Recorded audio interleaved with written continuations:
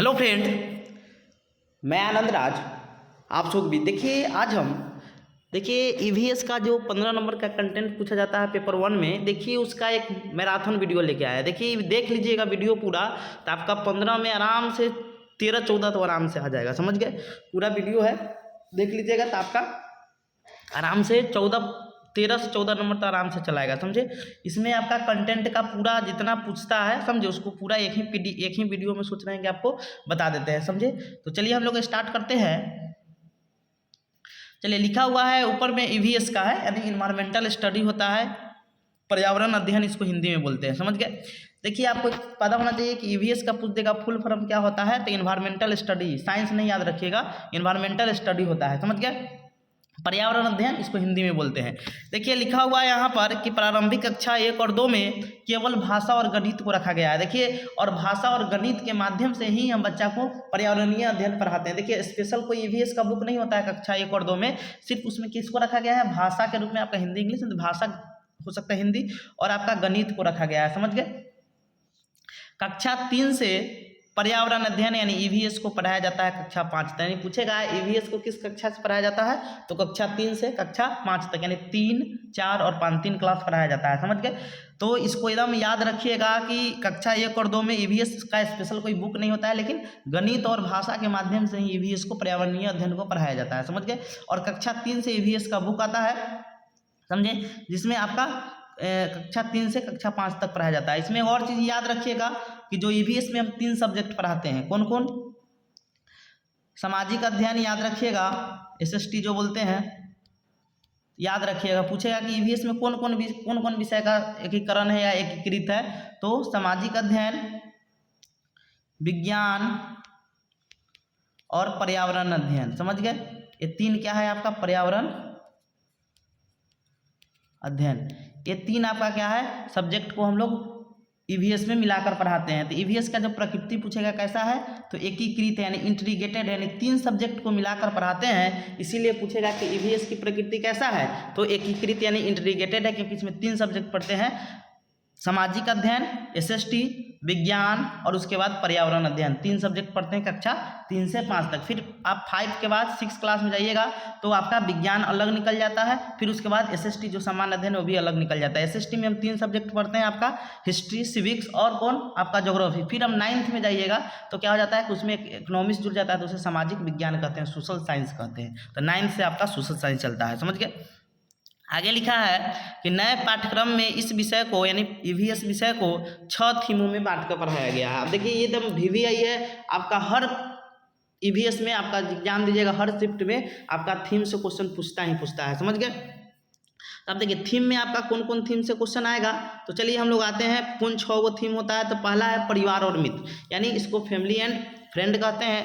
फिर दूसरा होता है, देखिए, बिना हम लोग परिवार और फ्रेंड के रह सकते हैं, कोई भी ऐसा आदमी हो जो बिना परिवार का हो, तो याद रखिएगा बिना दोस्त का हो तो परिवार और मित्र। समझ गए? दूसरा है बिना भोजन का हम रह सकते हैं, तो परिवार मित्र के बाद क्या होगा, तो भोजन होगा। भोजन के बाद हमको क्या चाहिए, पानी चाहिए। भोजन के बाद क्या चाहिए, पानी चाहिए। पानी के बाद हमको आवास चाहिए। समझ गया? शेल्टर चाहिए। आवास के बाद हम लोग यात्रा के, बिना यात्रा के हम लोग रह सकते हैं, तो यात्रा। और लास्ट में क्या है कि हम चीज़ कैसे बनाते हैं, यानी 6 का है आपका थीम होता है। कौन कौन? परिवार और मित्र, भोजन, पानी, आवास, यात्रा और हम चीज़ कैसे बनाते हैं। ये 6 थीम याद रखिएगा।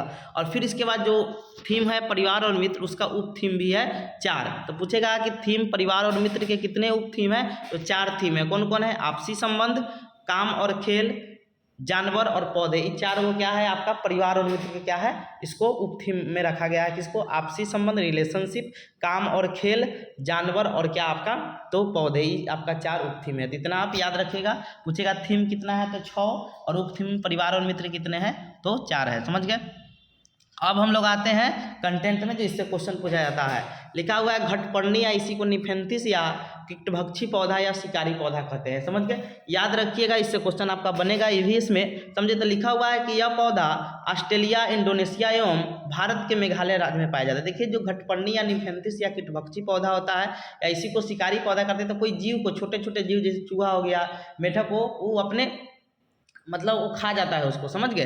तो वही लिखा है कि यह पौधा क्या है, ऑस्ट्रेलिया, इंडोनेशिया एवं भारत के मेघालय राज्य में पाया जाता है। शिकारी पौधा का आकार लंबे घड़े जैसा होता है जिसके ऊपर पत्ती का ढक्कन लगा होता है। समझ गए?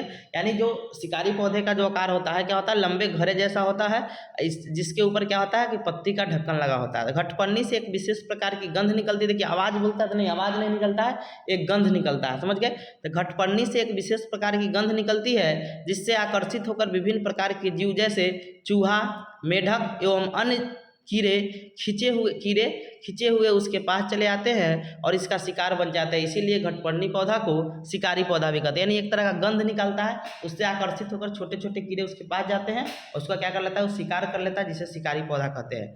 घटपर्णी पौधे उन क्षेत्रों में पाए जाते हैं जहाँ पर मिट्टी में नाइट्रोजन का अभाव होता है।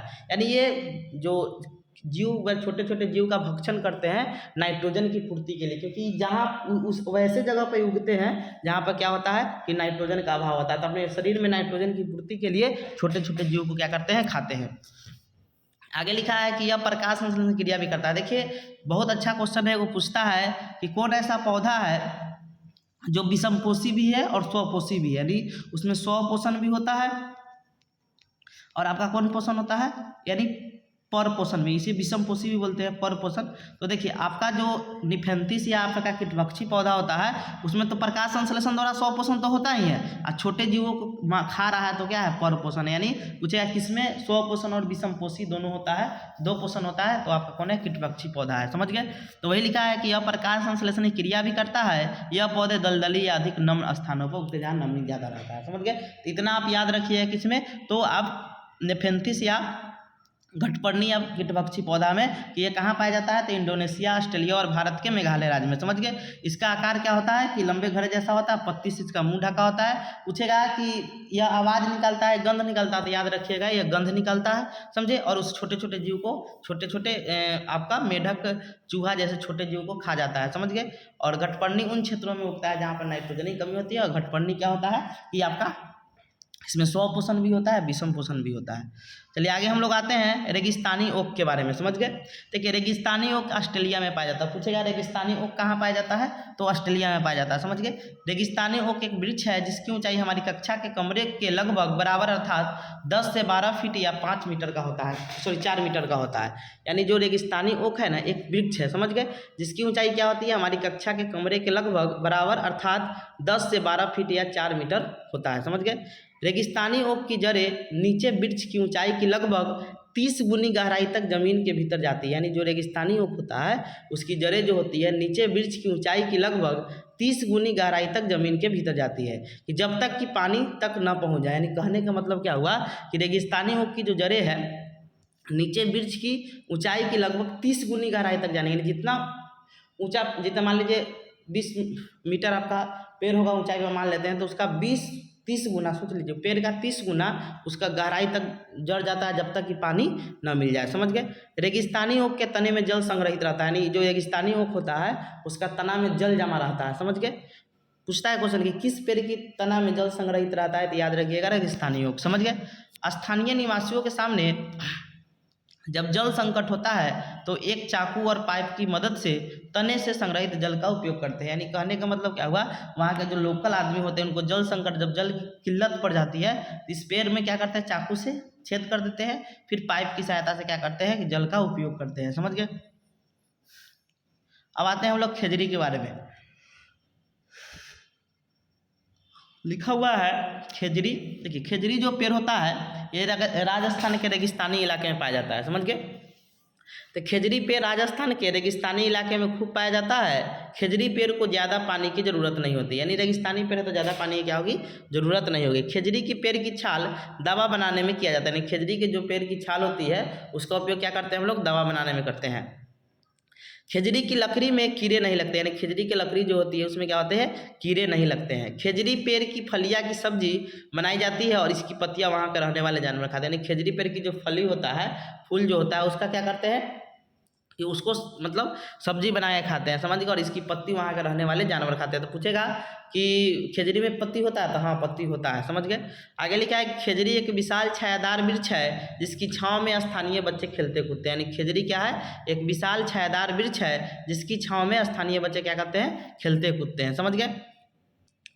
अमृता बिश्नोई राजस्थान के जोधपुर के पास खेजररी गांव की रहने वाली थी। यानी अमृता बिश्नोई आप सुने होंगे 300 साल पहले इनको काट दिया गया था, पेड़ संरक्षण के लिए कर रहे थे, जैसे चिपको आंदोलन चलाए थे ना सुंदरलाल बहुगुणा, वैसे ही ये करवाए थे। तो अमृता बिश्नोई राजस्थान के जोधपुर के पास खेजररी गाँव की रहने वाली थी, समझ गए। खेजररी गाँव का नाम खेजरीली इसीलिए पड़ा, इस गाँव में खेजरी के पेड़ बहुत थे, समझ गए। अब है कि चिपको आंदोलन सुंदरलाल बहुगुणा के नेतृत्व में उत्तराखंड के गढ़वाल में पेड़ काटने के बचाने के लिए आंदोलन चला था, समझ गए। नहीं पूछेगा चिपको आंदोलन किसके नेतृत्व में चला था, तो याद रखिएगा सुंदरलाल बहुगुणा के नेतृत्व में चलाया गया था, समझ गए। चला था 1970 के दशक में, यानी 1973 ईस्वी में, समझ गए। और खेजरी के वृक्ष को हम लोग रेगिस्तान का अल्प वृक्ष भी कहते हैं, समझ गए, सॉरी कल्प वृक्ष कहते हैं। आगे लिखा है कि खेजरी वृक्ष की महत्ता को देखकर राजस्थान सरकार ने इसे राष्ट्रीय वृक्ष 1983 ईस्वी में घोषित कर दिया। खेजरी वृक्ष अपने तने में जल एकत्र नहीं करता। देखिए, जैसे पूछेगा रेगिस्तानी वो अपने तने में जल जमा करता था ना, तो वैसे ही खेजरी पेड़ अपने तने में जल को जमा नहीं करता। अब आइए हम लोग लाइकेन के बारे में आते हैं। देखिए, लाइकेन लिखा है एक सहजीवी पौधा, तो इसमें 3 चीज़ आप याद रखिएगा, समझ गए। क्या क्या चीज़ याद रखिएगा, सहजीवी बहुत इंपॉर्टेंट चीज़ है, समझ गए। मृतजीवी, सहजीवी, मृतजीवी, परजीवी और स्वभोजिता। देखिए, इसमें जानिए क्या होता है। देखिए, सहजीवी का मतलब होता है ना कि 2 जीवों में ऐसा संबंध, सहजीवी मतलब कि 2 जीवों में ऐसा संबंध जिसमें दोनों जीवों को फायदा हो। याद रखिएगा, 2 जीवों में वैसा संबंध जिसमें दोनों जीव को फायदा हो, उसे क्या कहते हैं, सहजीवी। जैसे मान लीजिए हम और मान लीजिए पौधा हो गया, तो देखिए हम और हम लोग मतलब मानव और पौधा हो गया, पेड़ पौधा हो गया, दोनों में सहजीवी संबंध है। पूछिए कैसे। देखिए, कार्बन डाइऑक्साइड हम छोड़ते हैं तो क्या करता है, पौधा लेता है, इसका उपयोग करता है और छोड़ देता है क्या, CO2 देता है, O2 देता है, सॉरी CO2 लेता है, देता है O2। तो O2 हमारे लिए काम होता है, यानी हम क्या है कि दोनों को फायदा हो रहा है कि नहीं, हम जो छोड़ रहे हैं उसको फायदा हो रहा है, वो जो छोड़ रहा है हमको। यानी कहने का मतलब हुआ कि 2 जीवों में ऐसा संबंध जिसमें दोनों जीवों को फायदा हो, उसे सहजीवी संबंध कहते हैं, समझ गए। यानी कहेगा कि वैसा संबंध जिसमें दोनों जीव को फायदा हो रहा है, ऐसे संबंध को हम लोग क्या कहते हैं, तो ऐसे संबंध को हम लोग क्या कहते हैं, सहजीवी संबंध कहते हैं, समझ गए। तो इसे सहजीवी संबंध कहते हैं, समझ गए। अब मृतजीवी संबंध, मृतजीवी मतलब जब कोई जीव सड़े गले पदार्थ को उग जाता है, इसे हम लोग क्या कहते हैं, मृतजीवी संबंध कहते हैं, मृतजीवी कहते हैं इसको, जो सड़े गले चीज पर उग जाता है उसे मृतजीवी कहते हैं। हाँ, परजीवी क्या होता है, तो आप लोग जानते होंगे, अमरवेल का नाम सुने होंगे, समझ गए। अमरवेल देखिएगा तो मृतजीवी में क्या होता है कि 2 जीवों में ऐसा संबंध जिसमें एक जीव को फायदा और एक जीव को घाटा हो, उसे क्या कहते हैं हम लोग, परजीवी संबंध कहते हैं। बात समझे कि नहीं समझे। यानी 2 जीवों में ऐसा संबंध जिसमें एक जीव को फायदा और एक जीव को क्या हो, घाटा हो। जैसे मान लीजिए आपके सर पर जू मतलब है, आपके बाल में जू है, तो सिर्फ जू को फायदा हो रहा है, आपको तो घाटा हो रहा है, आपका खून चूस रहा है, तो आपको घाटा हो रहा है, तो इसे हम लोग बोलेंगे परजीवी। या अमरवेल इसका सबसे एग्जाम्पल अच्छा है कि अमरवेल जिस पेड़ पर जाता है उस पेड़ को सुखा देता है, तो उसको तो फायदा हो रहा है, लेकिन जिस पेड़ पर तो उसको घाटा कर रहा है, इसे हम बोलते हैं परजीवी बोलते हैं, पैरासाइट बोलते हैं, समझ गए। और स्वभोजिता क्या होता है कि 2 जीवों का ऐसा संबंध जिसमें एक जीव को फायदा होता हो तथा दूसरा जीव के इस पर कोई फर्क नहीं पड़ता हो, समझ गए, तो उसे सहजीविता कहते हैं। यानी एक जीव को फायदा हो रहा है, दूसरा को न फायदा न घाटा हो रहा है, बराबर में है, तो इसे हम लोग क्या कहते हैं, स्वभोजिता कहते हैं, समझ गए। तो ये समझ गए होंगे, ये क्वेश्चन आता है आपको, लिख लीजिएगा इसको। दिखाया हुआ है कि लाइकेन एक सहजीवी पौधा है। देखिए, सहजीवी मतलब हुआ कि 2 चीज़ से बना होगा, लाइकेन कवक और शैवाल के सहजीवी होते हैं। पूछेगा कि लाइकेन किससे मिलकर बना हुआ है, तो कवक और शैवाल के सहजीवी यानी उससे मिलकर बना हुआ है, समझ गए। लाइकेन वायु प्रदूषक सूचक होते हैं। जो लाइकेन होते हैं वो क्या होते हैं, वायु प्रदूषक क्या होते हैं, सूचक होते हैं। यह SO2 का सूचक है, अर्थात जब वायुमंडल में SO2 की मात्रा बढ़ जाती है तो उन क्षेत्रों में लाइकेन वृद्धि नहीं करता। यानी कहने का मतलब क्या हुआ कि लाइकेन वो क्या है, एक मतलब वायु प्रदूषक सूचक होता है, जहाँ पर ज़्यादा मात्रा हो जाएगा वो वृद्धि नहीं करेगा, समझ गए। तो लिखा है कि लाइकेन क्या है, वायु प्रदूषक सूचक होते हैं। यह SO2 का सूचक है, अर्थात जब वायुमंडल में SO2 की मात्रा बढ़ जाती है तो उन क्षेत्रों में लाइकेन वृद्धि नहीं करता है। आगे लिखा है कि ताजमहल मथुरा तेल शोधकशाला से निकलने वाला SO2 के कारण पीला पड़ गया है ताजमहल, क्योंकि SO2 अम्ल वर्षा के लिए क्या है जिम्मेदार। SO2 अम्ल वर्षा के लिए 2 चीज़ और 2 यौगिक और जिम्मेदार है सल्फ्यूरिक अम्ल और नाइट्रिक अम्ल, समझ गए। आगे है कि ताजमहल के चारों तरफ लाइकेन लगाया गया है ताकि अम्ल वर्षा या एसिड की बढ़ोतरी का पता चल सके। अब आते हैं हम लोग शैवाल में, क्योंकि शैवाल भी था कवक और किसका था मिश्र धातु, तो आपका कवक और शैवाल का मिश्र धातु था। तो लिखा है कवक काई हरे रंग के होते हैं। देखिए आप लोग काई को देखे होंगे, कवक उसी को सॉरी शैवाल को आप लोग देखे होंगे, तो शैवाल जो होता है ना काई रंग काई होता है, उसको साधारण भाषा में हम लोग क्या कहते हैं, काई कहते हैं। जो सामान्यतः हरे रंग के होते हैं उसमें क्लोरोफिल पाया जाता है और प्रकाश संश्लेषण विधि द्वारा अपना भोजन बनाता है। यानी जो आपका शैवाल होता है समझे, उसमें क्या होता है कि क्लोरोफिल पाया जाता है समझे, और वो क्या करता है स्वयं अपना भोजन बना लेता है, समझ गए। अब देखिए प्रकाश संश्लेषण प्रक्रिया होने के लिए 4 पदार्थों को होना आवश्यक है। कौन कौन? तो जल हो गया, CO2 हो गया, क्लोरोफिल या पर्णहरित हो गया, या सूर्य प्रकाश। 4 को आपको क्या होना चाहिए? जल, CO2 यानी कार्बन डाइऑक्साइड, क्लोरोफिल या पर्णहरित और सूर्य प्रकाश, समझ गए। तो ये 4 को याद रखिएगा कि इतना चीज़ चाहिए क्या किसके लिए, तो आपको प्रकाश संश्लेषण क्रिया के लिए, समझ गए। अब आते हैं हम लोग कवक में। कवक में लिखा है कवक सफ़ेद रंग का होता है, इसमें क्लोरोफिल नहीं पाया जाता। तो एक चीज़ बताइए, जो आप आटा बोल रहे हैं, आप लोग रोटी वगैरह देखते होंगे तो उसमें देखिए ना फंगस लग जाता है आपका, समझ गए। उसी को हम लोग क्या कहते हैं? कवक बोलते हैं, समझ गए। तो कवक आपका ईस्ट भी एक तरह का कवक होता है, जो दारू अल्कोहल बनाने में उसका मदद किया जाता है, समझ गए। एक कोशिकीय कवक होता है वो। तो कवक सड़े गले स्थानों पर क्या होता है? पाया जाता है, और इसमें क्लोरोफिल नहीं पाया जाता है, समझ गए। अब आते हैं हम लोग पीपल के बारे में। तो लिखा है पीपल एक विशाल छायादार वृक्ष है। पीपल एक ऐसा वृक्ष है जो 24 घंटे क्या देता है? ऑक्सीजन देता है, समझ गए। पीपल को बोधि वृक्ष भी कहा जाता है, क्योंकि महात्मा बुद्ध को ज्ञान की प्राप्ति बोध गया में बोधि वृक्ष यानी पीपल के नीचे हुई थी, समझ गए। अब आते हैं हम लोग बरगद में। लिखा है कि बरगद एक विशाल छायादार वृक्ष है। बरगद की शाखाओं से जड़ें लटकती है।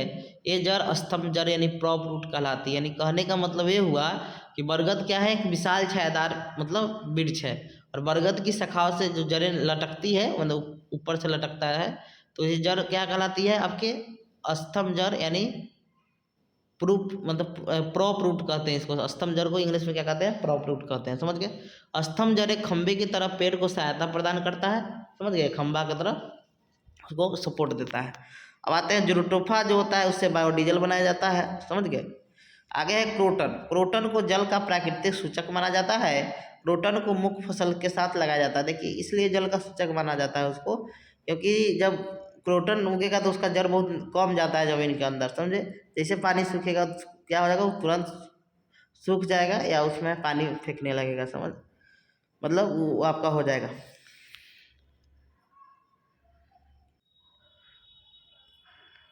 तो क्रोटन जो होता है ना जल का क्या होता है? प्राकृतिक सूचक माना जाता है। क्रोटन को मुख्य फसल के तो बता ही दिए। देखिए इसीलिए लगाया जाता है कि जब जल संकट होगा ना तो जल्दी सूख जाता है, तो मुख्य फसल को पता चल जाता है कि अब पानी देना है, समझ गए। अब आते हैं हम लोग पौधा में। तो देखिए लिखा है पौधा में स्वपोषणी क्रिया होती है, तब पौधा प्रकाश संश्लेषण की प्रक्रिया द्वारा अपना भोजन बनाता है। पौधे का मुख्य रूप से 3 भाग होते हैं, जड़, तना, पत्ती। अब देखिए जड़ में लिखा हुआ है कि पौधे का वह भाग जो बीजों के अंकुरण के समय मूलांकुर से विकसित होता है तो उसे जड़ कहते हैं। यानी मूलांकुर जड़ मतलब कहने का मतलब हुआ कि पौधा का वह भाग जो बीजों के अनुकरण के समय क्या होता है? मूलांकुर से जो विकसित होता है उसे क्या कहते हैं हम लोग? जड़ कहते हैं, समझ गए।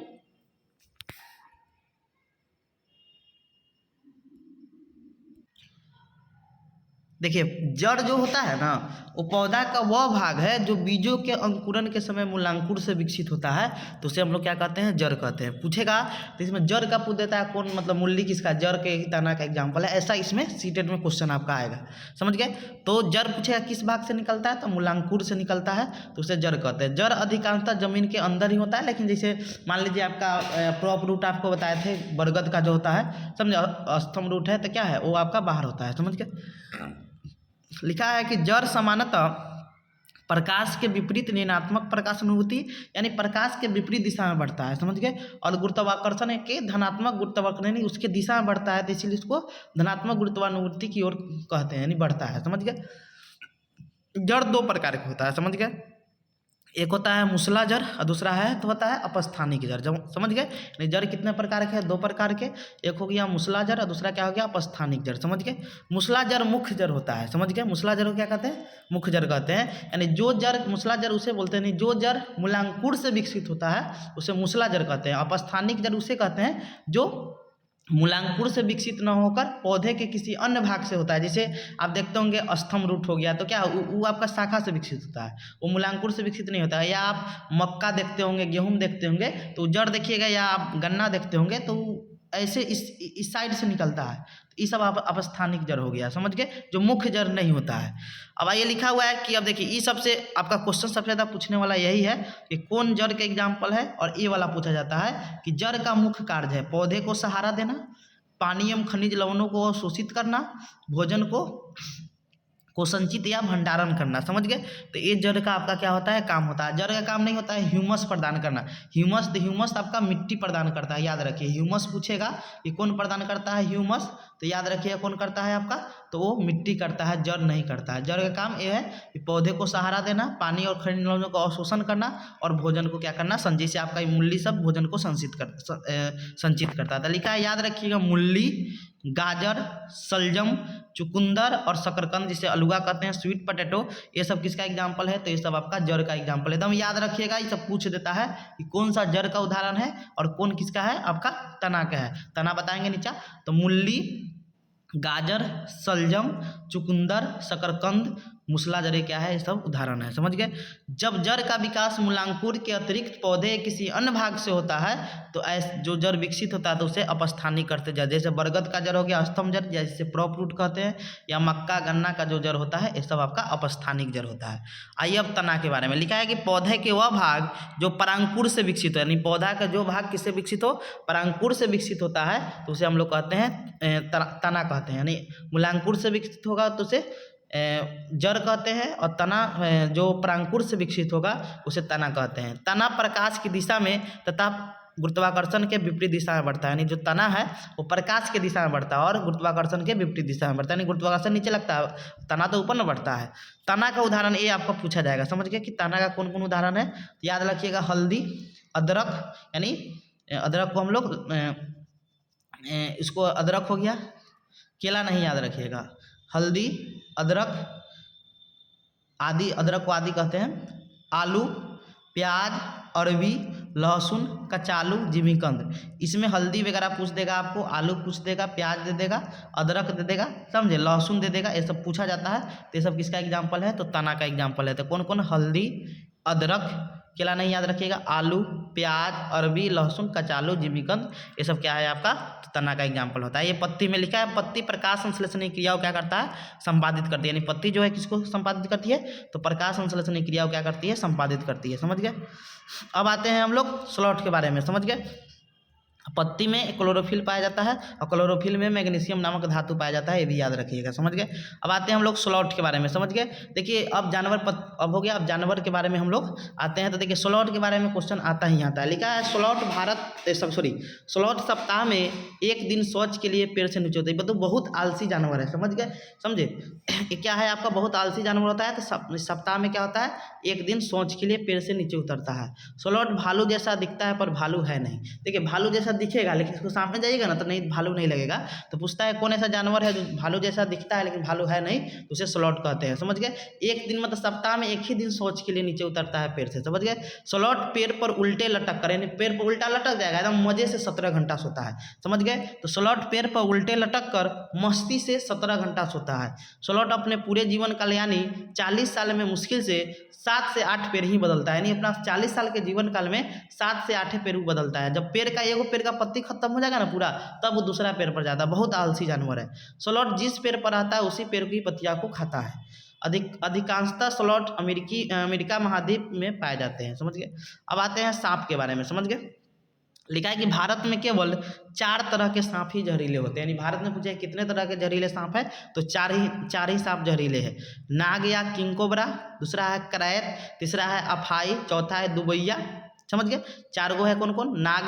नाग या किंग कोबरा जिसे गहुमन हम लोग बोलते हैं, करैत, अफाई, दुबैया। ये 4 गो सांप क्या होता है आपका?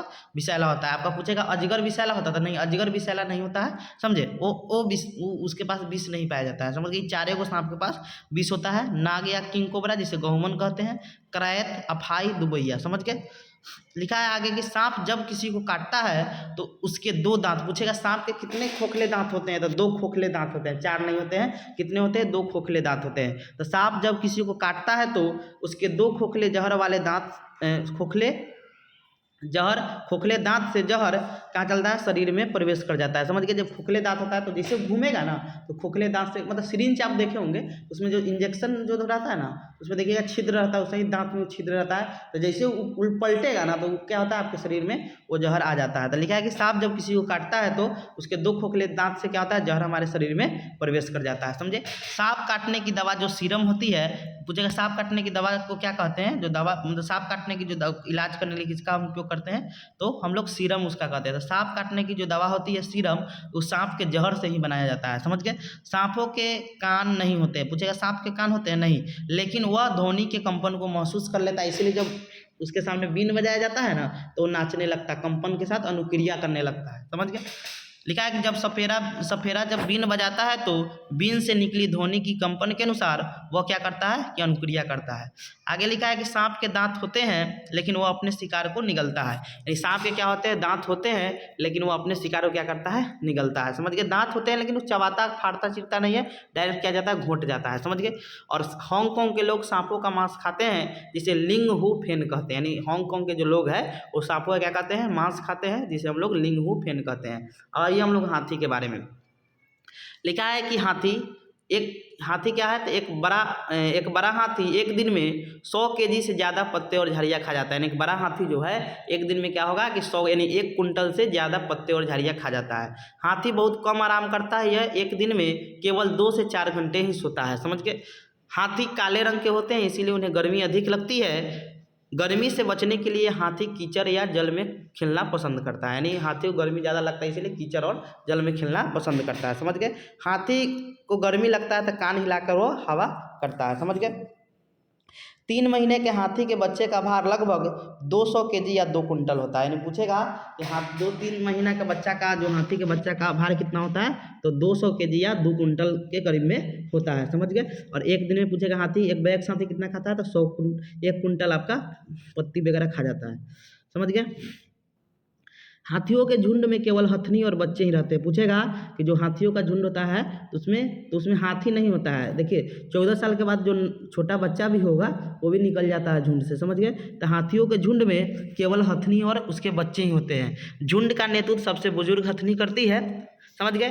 और एक झुंड में 10 से 12 हथनी और बच्चे ही होंगे। अब एक झुंड में 10-12 है तो अलग अलग परिवार के भी रह सकते हैं, क्योंकि एक बार में तो हाथी 10-12 बच्चा देगा नहीं। समझ गए? तो एक झुंड में क्या होते हैं कि आपका 10 से 12 हथनी और बच्चे होते हैं। समझ गए? हाथी का बच्चा 14 से 15 साल तक ही हथनी के झुंड में रहता है और उसके बाद वो झुंड छोड़ देता है। यानी हाथी का जो बच्चा होगा, समझे, वो क्या करेगा कि 10 से 15 साल तक ही हाथियों के झुंड में रहता है। उसके बाद वो झुंड को क्या करता है? छोड़ देता है, वो अकेले अपना स्वतंत्र घूमने लगता है। अब आते हैं बाघ के बारे में। समझ गए? तो बाघ अपने इलाकों का निर्धारण मूत्र के द्वारा करता है। मूत्र मतलब उसमें एक फेरोमेन्स नामक रासायनिक पदार्थ पाया जाता है, उसी के द्वारा वो अपने सूंघ लेता है कि मेरा है किसी दूसरा का है। तो बाघ हुआ, कुत्ता हुआ, ये सब। तो बाघ अपने इलाकों का निर्धारण मूत्र के द्वारा करता है, यानी यूरिन के द्वारा करता है। बाघ अंधेरे में हमसे 6 गुना बेहतर हम 2 किलोमीटर देखेंगे तो 12 किलोमीटर देख सकता है। समझ गए? तो बाघ अंधेरे में हमसे 6 गुना बेहतर देख सकता है। समझ गए? आगे है कि बाघ मौके के अनुसार अपनी आवाज़ बदलता रहता है। गुस्से में अलग आवाज़ निकालेगा और बाघुन को बुलाना हो तो अलग आवाज़ निकालेगा। समझ गए? बाघ का गुर्राना 3 किलोमीटर दूर तक सुना जा सकता है। यानी बाघ जब गुर्राएगा तो वो 3 किलोमीटर दूर तक आप सुन सकते हैं। समझ गए?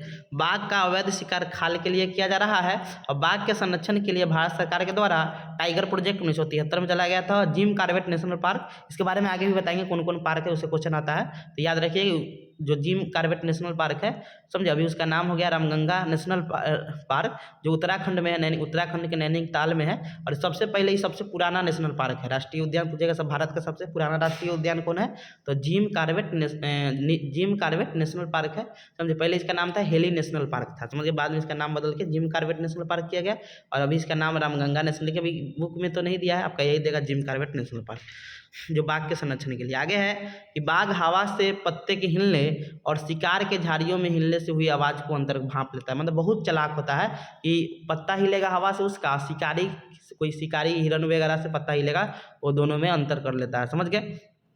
बाघ के दोनों कान बाहर की आवाज़ इकट्ठा करने के लिए अलग अलग दिशाओं में बहुत ज़्यादा घुमा सकती है, समझ गए।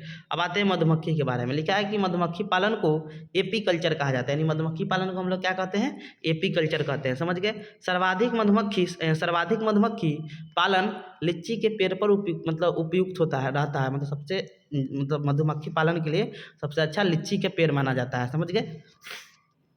मधुमक्खी एक सामाजिक कीट है, यह कॉलोनी या बस्ती में रहती है, समझ गए। यानी सामाजिक है, जैसे मकड़ी आपका हो गया अलग रहती है, समझे, तो वैसे ही मधुमक्खी वैसा नहीं है, ये सामाजिक है, ये सबके साथ रहती है।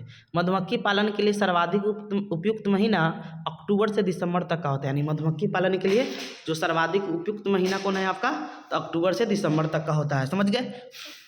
मधुमक्खी के छत्ते में एक रानी मधुमक्खी, कुछ राजा यानी नर रहता है, समझे, तथा श्रमिक मक्खियाँ होती है। यानी पूछेगा कि मधुमक्खी के छत्ते में तो एक रानी मक्खी रहती, एक छत्ता में एक ही रानी मक्खी रहेगा, और कुछ नर रहता है, और ज़्यादातर आपका कौन रहता है, श्रमिक मक्खी रहती है, और ये भी एक तरह का मादा ही है, समझ गए। देखिए मादा, देखिए आपको एक चीज़ बताते हैं, देखिए इम्पोर्टेंट है। देखिए रानी मधुमक्खी तो मादा है ही, रानी मक्खी, समझे, और नर जिसे ड्रोन्स भी कहते हैं, राजा या बोल दीजिए ड्रोन्स। उसके बाद आपका आता है श्रमिक या काम करने या कार्यकर्ता मधुमक्खी भी कहते हैं इसको, श्रमिक मधुमक्खी। अब देखिए ये होता है नर, ये नर है, और रानी मधुमक्खी भी मादा है, और श्रमिक मधुमक्खी भी मादा है। पूछता है क्वेश्चन, इसलिए कंफ्यूज नहीं हो गया, लेकिन ये बाज होती है, ये अंडा नहीं दे सकती है। बाज मतलब क्या होती है, ये अंडा नहीं दे सकती, बाज है। और ये क्या होती है, ये फर्टिलाइज यानी अंडा देती है, इसको रानी मधुमक्खी कहते हैं, समझ गए। ये अंडा देती है, समझे, ये भी मादा है, और श्रमिक भी मादा होता है, तो ये बाज होती है, ये अंडा नहीं दे सकती है, और रानी मधुमक्खी अंडा देती है, समझ गए। इसकी संख्या एक होता है, छोड़ के चल जाएगा तो सब मधुमक्खी उड़ जाएगा, समझ गए। और ये श्रमिक मधुमक्खी जो होता है सब काम यही करता है, मोम ले आना, छत्ता का मरम्मत करना, और राजा का काम होता है सिर्फ निषेचन करना। नर का जो काम होता है, जिसे ड्रोन्स बोलते हैं, इसका काम होता है सिर्फ रानी मधुमक्खी को निषेचन करना। तो ये रहता है मान लीजिए 15-20 की संख्या में, तो रानी को तो एक ही मतलब आपका क्या कर सकता है, कि निषेचन कर सकता है, मतलब फर्टिलाइज कर सकता है। तो इस नर मधुमक्खी उतना इंपॉर्टेंट नहीं है, समझ गए, आएगा भी। तो लिखा है कि मधुमक्खी के छत्ते में एक रानी मधुमक्खी, कुछ राजा एवं श्रमिक मधुमक्खी होते हैं। प्रत्येक छत्ते में एक रानी मक्खी होती है जो अंडे देती है, समझ गए। मतलब प्रत्येक छत्ते में क्या होती है, एक रानी मक्खी होती है जो अंडे देती है। रानी मक्खी छत्ते के लिए मत, जब छोड़ देगा तो छत्ता खत्म सब उड़ जाएगा। और लिखा है कि रानी मक्खी छत्ते के लिए अत्यंत महत्वपूर्ण होती है, नर मधुमक्खी नहीं। छत्ते में बहुत सारी काम करने वाली मक्खियाँ होती है, और ये भी क्या है, मादा है, समझ गए। ये आपका काम करेगा, आपका छत्ता का निर्माण करेगा, उसका मरम्मत करेगा, आपका मध वगैरह जो वो सब ले आता है कौन आपका, तो ये सब कौन ले आएगा, आपका काम कर, जिसे श्रमिक या कार्यकर्ता मधुमक्खी कहते हैं, समझ गए। अब आते हैं, देखिए पूछा जाता है क्वेश्चन, सबसे ज़्यादा ये भी पूछा गया है कि हरी मिर्च, टमाटर और आलू ये कहाँ से आया, तो याद रखिएगा दक्षिण अमेरिका से, समझ गए। कहाँ, हरी मिर्च, टमाटर और आलू, हरी मिर्च, टमाटर और आलू कहाँ से आया है, तो दक्षिण अमेरिका से आया है, समझ गए। और पत्ता गोभी और मटर यूरोप से, और भिंडी पूछे कहाँ से, तो अफ्रीका से आया है। एकदम याद रखिएगा, ये आपका एग्जाम में आएगा ही आएगा, समझ गए। हरी मिर्च, टमाटर और आलू कहाँ से, दक्षिण अमेरिका से। पत्ता गोभी और मटर कहाँ से, तो यूरोप से। और भिंडी कहाँ से आया है, तो आपका अफ्रीका से आया है, समझ गए। तो याद रखिएगा हरी मिर्च, टमाटर, आलू, फिर आएगा बंदा गोभी जो आपका पत्ता गोभी होता है, और मटर कहाँ से, तो आपका यूरोप से। और भिंडी कहाँ से, अफ्रीका से आया है, समझ गए। अब आते हैं हम लोग कि मधुमक्खी अपने साथियों को भोजन की सूचना नृत्य यानी डांस को देती है, समझे, ये याद रखिए।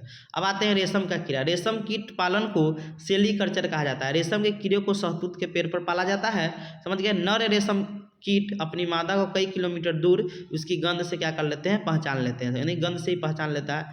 भारत में सर्वाधिक रेशम का कीट का पालन जम्मू कश्मीर, लद्दाख, आंध्र प्रदेश, असम राज्य में किया जाता है। अब देखिए आंध्र प्रदेश से ही आपका तेलंगाना निकला हुआ है, तो यहाँ तेलंगाना भी लिख सकते हैं जो सबसे लास्ट में बना राज्य आपका। तो देखिए पचमपोली जो जगह है ना, देखिए पहले तो आपका तेलंगाना ऑप्शन में नहीं देता था, लेकिन जब ऑप्शन में दे तेलंगाना, आंध्र प्रदेश आपका नहीं, तो आंसर लिखिएगा तेलंगाना ही है, समझे। नहीं तो फिर आपका क्या हो जाएगा कि मार दीजिए, दोनों ऑप्शन में देता है, समझ गया। तो इसीलिए तेलंगाना मारिए, जो पोचमपोली जो है आपका तेलंगाना में है, समझ गए। तो पोचमपोली एक तरह का साड़ी होता है, समझ गए, और पोचमपोली एक जगह का नाम है, समझे। यानी जैसे आपका बनारसी साड़ी आता है तो बनारस आपका शहर का नाम है, मतलब जगह का नाम है, ऐसे तेलंगाना में एक जगह है पोचमपोली। तो लिखा है पचमपोली और कलमकरी, आंध्र प्रदेश। अब तेलंगाना याद रखिएगा, समझे, पोस्ट में तेलंगाना लिख लीजिएगा, में प्रचलित रेशमी साड़ी है, समझ के याद रखिएगा। अब आते हैं डॉल्फिन के बारे में। लिखा है कि भारत का राष्ट्रीय जलीय जीव डॉल्फिन है। डॉल्फिन स्तनधारी जलीय जीव होता है। डॉल्फिन क्या होता है आपका, स्तनधारी। जैसे आपका देखिए आपका पक्षी में जैसे आपका स्तनधारी होता है ना, चमगादड़, समझे, पक्षी होते भी स्तनधारी हैं, तो पक्षी सब अंडा देता है, लेकिन वो क्या है अपने बच्चों को जन्म देता है और दूध पिलाता है, इसलिए उस स्तनधारी चमगादड़ या बादुर जो हम लोग बोलते हैं, समझ गए। तो भारत का राष्ट्रीय जलीय जीव कौन है, डॉल्फिन है। डॉल्फिन स्तनधारी जलीय जीव है, मतलब डॉल्फिन क्या है आपका, स्तनधारी जलीय जीव है। डॉल्फिन एक बुद्धिमान जीव है, बहुत बुद्धिमान है। मानव के द्वारा जो भी इसे सिखाया जाता है वो क्या करता है, सीख लेता है, समझ गए। भारत में डॉल्फिन गंगा नदी में पाया जाता है, यानी भारत में डॉल्फिन कहाँ पाया जाता है, गंगा नदी में पाया जाता है। और भी कहाँ, तो आपका ये प्रयागराज है नहीं, इलाहाबाद पहले था, प्रयागराज हो गया, प्रयागराज से पटना के बीच में। तो गंगा नदी में सर्वाधिक डॉल्फिन इलाहाबाद यानी प्रयागराज से पटना के मध्य पाया जाता है, समझ गए। डॉल्फिन भिन्न भिन्न प्रकार की ध्वनि तरंगों को निकालती है। जब शत्रु हमला करता है तो अलग ध्वनि, जब मित्र से मिलता है तो अलग ध्वनि, समझ गए। अब आते हैं नीली हवेल यानी ब्लू हवेल।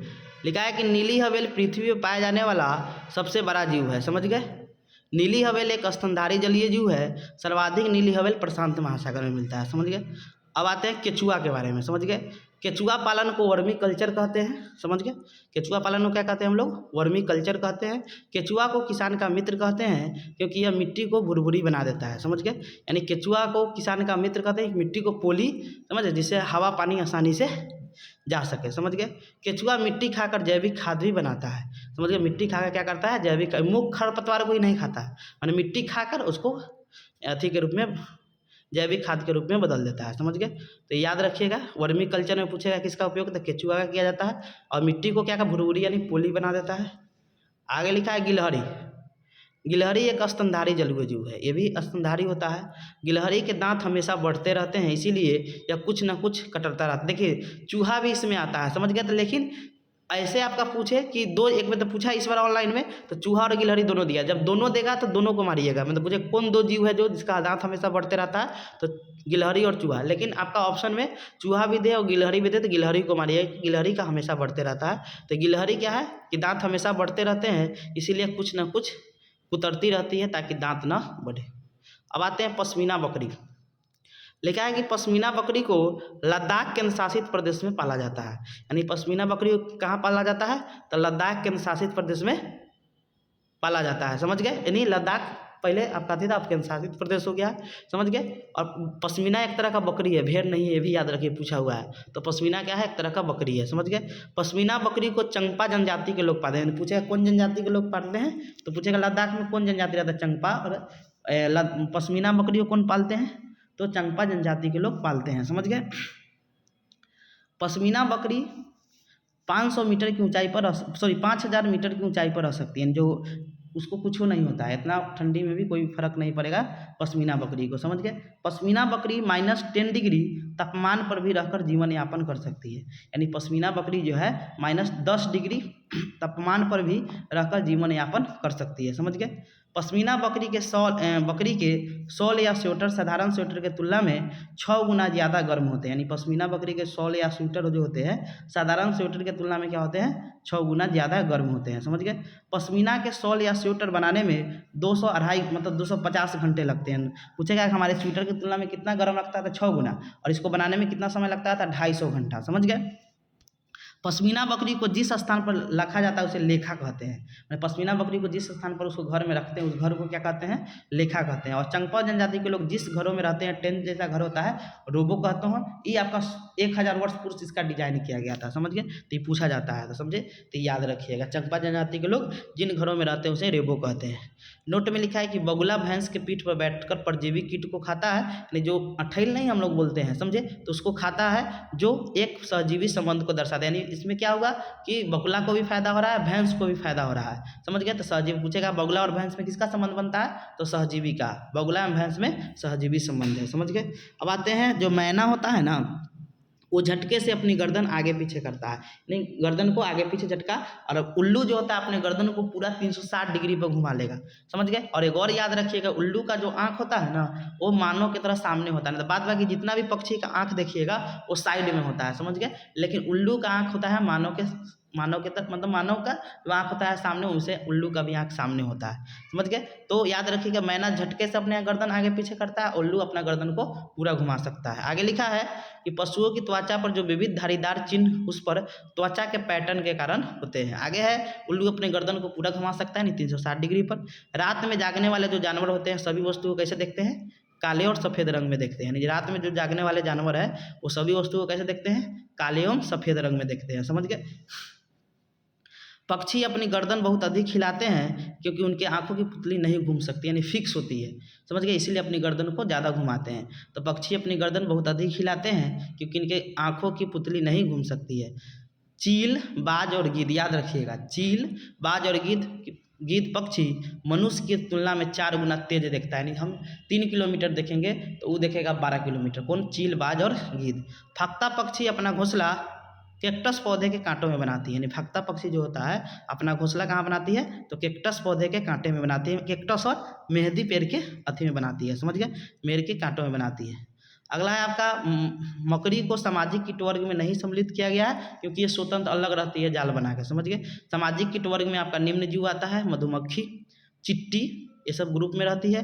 बर या तेतई और दीमक जो आपका केमारी वगैरह लकड़ी भी लग जाता है, खराब कर देता है, ये चीज़ है। अब आते हैं हम लोग मानव आवास में, समझ गए? आज पूरा खत्म कर देंगे, जितना आपका पूछता है वीडियो पूरा देख लीजिएगा, आपका हो जाएगा, समझ गए?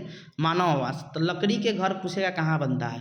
तो लकड़ी के घर वर्षा बहुल क्षेत्र में बनता है, तो आसाम वगैरह क्षेत्र में। तो भारत में लकड़ी के घर मुख्यतः असम, मेघालय, मणिपुर, त्रिपुरा, जो 7 सिस्टर पूर्वोत्तर राज्य है जो आपका, उधर बनाया जाता है, जिसमें असम मुख्य रूप से है जहाँ पर ज़्यादा बारिश होता है, समझ गए?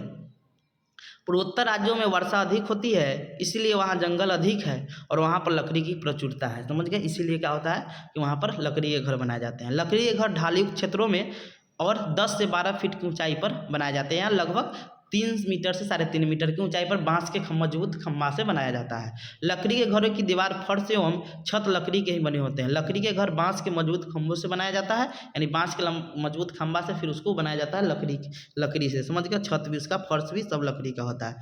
पूर्वोत्तर के राज्यों में बांस को हरा सोना कहा जाता है, समझ गए? आगे है लकड़ी एवं पत्थर के घर। तो लकड़ी एवं पत्थर के घर 2 जगह मुख्य रूप से बनाया जाता है, लद्दाख के क्षेत्र में और हिमाचल प्रदेश से मनाली वगैरह हो गया। तो वहाँ भी अंतर है, बताएंगे क्या अंतर है दोनों में, समझे? तो देखिए, लकड़ी और पत्थर के घर भारत के मुख्यतः पर्वतीय क्षेत्र जैसे हिमाचल प्रदेश, कुल्लू मनाली, लद्दाख, जम्मू कश्मीर एवं उत्तराखंड राज्य में बनाया जाता है। लेकिन देखिए, लद्दाख के जो घर होता है और आपका हिमाचल प्रदेश जो कुल्लू मनाली के घर होता है, दोनों में अंतर है। देखिए, इसमें जो बनाया जाता है ना घर, वो ढालयुक्त होता है, समझे? यानी बर्फ वगैरह ज़्यादा गिरता है, और यहाँ जो छत रहता है वो समतल रहता है, याद रखिएगा। यहाँ पर ढालयुक्त रहेगा कहाँ पर? तो कुल्लू मनाली में, समझ गए? यहाँ पर ज़्यादा ठंडा पड़ता है, बर्फ वगैरह ज़्यादा पड़ता है, धूप में सब लोग बाहर मतलब आकर अथी करते हैं। यहाँ पर क्या होता है कि आपका समतल घर बनाए, छत जो होता है कैसा होता है? समतल होता है, समझ गए? याद रखिए, दोनों में अंतर है। वहाँ भी लकड़ी और पत्थर का ही घर बनाया जाता है। तो लिखा है कि लकड़ी एवं पत्थर के घर भारत के मुख्यतः पर्वतीय क्षेत्रों में जैसे हिमाचल प्रदेश, कुल्लू मनाली, लद्दाख, जम्मू कश्मीर एवं उत्तराखंड राज्य में बनाया जाता है, समझ गए? पर्वतीय घरों की मुख्य चुनौती निम्न है: बादल फटना, बादल फटेगा तो घर ढह जाएगा, यानी अत्यधिक बारिश, भूकंप, बर्फबारी, चट्टानों का खिसकना, ये सब है, समझ गए। पर्वतीय क्षेत्रों में लकड़ी एवं पत्थर के घर द्विमंजिल बनाए जाते हैं। 2 मंजिल अगर नीचा मतलब अपने सामान या जानवर वगैरह को रखेंगे, ऊपर अपने रहते हैं। लिखा है पहली मंजिल में ये लोग अपने पशुओं एवं सामानों को रखने के लिए इस्तेमाल करते हैं, जबकि दूसरी मंजिल पर वहाँ लोग खुद रहते हैं, समझ गए। पर्वतीय क्षेत्रों में घरों की नींव को मजबूत रखा जाता है एवं दीवारों को पत्थर से बनाया जाता है। यानी घरों की नींव को क्या मजबूत बनाया जाता है कि जब स्लाइडिंग हो यानी घसके तो नहीं घसके, समझ गए। अब उसके दीवार को पत्थर से बनाया जाता है। पर्वतीय क्षेत्रों में घरों के फर्श को लकड़ी का बनाया जाता है। फर्श को लकड़ी को इसलिए बनाया जाता है, ठंडा ज़्यादा पड़ जाता है, लकड़ी उष्मा का कुचालक होता है, क्योंकि लकड़ी उष्मा का कुचालक है तो ठंडा नहीं लगेगा, समझ गए। मिट्टी का घर, अब देखिए मिट्टी के घर मुख्यतः उन क्षेत्रों में बनाए जाते हैं जहाँ पर गर्मी अधिक होती है। अभी भी भित्ती वाला घर आपको उत्तर बिहार में ज़्यादा होता है, तो बिहार में मिल जाएगा। अब तो कम हो गया है, तो इंदिरा आवास सबको मिल गया है, तब तो वो सब बंद हो गया है, समझे। मिट्टी के घर मुख्यतः राजस्थान एवं उत्तर भारत में बनाए जाते हैं। मिट्टी के घरों की दीवार बहुत मोटी होती है ताकि सूर्य की उष्मा घरों में प्रवेश न करे। मिट्टी के घरों की छत को घास फूस या लकड़ी का बनाया जाता है, मतलब मिट्टी के घरों की छत को घास फूस या लकड़ी से बनाया जाता है। छत को मिट्टी के घरों की छतों को ढालयुक्त रखा जाता है ताकि वर्षा का जल छत पर संग्रहित न हो, समझ गए। मिट्टी के घरों को फर्श समय समय पर गोबर से नीपा जाता है ताकि घरों में कीड़े मकोड़े प्रवेश न कर सके, समझ गए। नहीं उसको बार बार आप देखते हैं गाँव में गोबर से नीपा जाता है, समझे। अब आते हैं हम लोग बर्फ़ का घर। तो बर्फ़ के घर मुख्यतः ध्रुवीय क्षेत्र में बनाए जाते हैं। बर्फ़ के घर मुख्यतः एस्किमो जनजाति के द्वारा बनाया जाता है। बर्फ़ के घर को इग्लू कहते हैं, समझ गए। और बर्फ़ के घरों की दीवारें बर्फ़ के टुकड़े से बनाई जाती है, मतलब बर्फ़ का घर क्योंकि वहाँ पर बर्फ़ है तो क्या चीज़ से बनेगा, तो बर्फ़ से ही बनता है। बर्फ़ के घरों की दीवारें दोहरीकरण से मुक्त होती है, यानी दो नहीं उसमें ऐसा रखेगा कि सटा हुआ रहता है ताकि घरों की उष्मा बाहर ना जाए, यानी दोहरीकरण से क्या होती है, यानी उसमें बाहर नहीं जाएगा, समझ गए। बर्फ़ के घरों के दरवाजे बहुत छोटे रखे जाते हैं ताकि ठंडी और बर्फीली हवाएं घरों में प्रवेश न कर सके। और देखिए हमारे शरीर से भी तो हीट निकलता है तो उसी को गर्म रखता है, समझ गए। एस्किमो जनजाति के लोग उच्च मांसाहारी होते हैं। अब गर्मी बहुत ज़्यादा ठंडी है तो मीट वगैरह खाएंगे ही।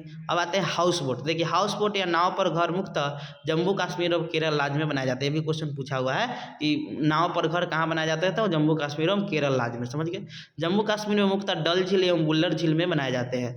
हाउस बोट की दीवारें एवं छतों में सुंदर नक्काशी किया जाता है ताकि सैलानियों को अधिक से अधिक आकर्षित किया जा सके, समझ गए। यानी हाउस बोट की दीवारें एवं छतों में क्या होते हैं कि सुंदर नक्काशी चित्र वगैरह बनाया जाता है ताकि सैलानियों को अधिक से अधिक आकर्षित किया जा सके। अब आते हैं लेखा और रेबो, समझ गए।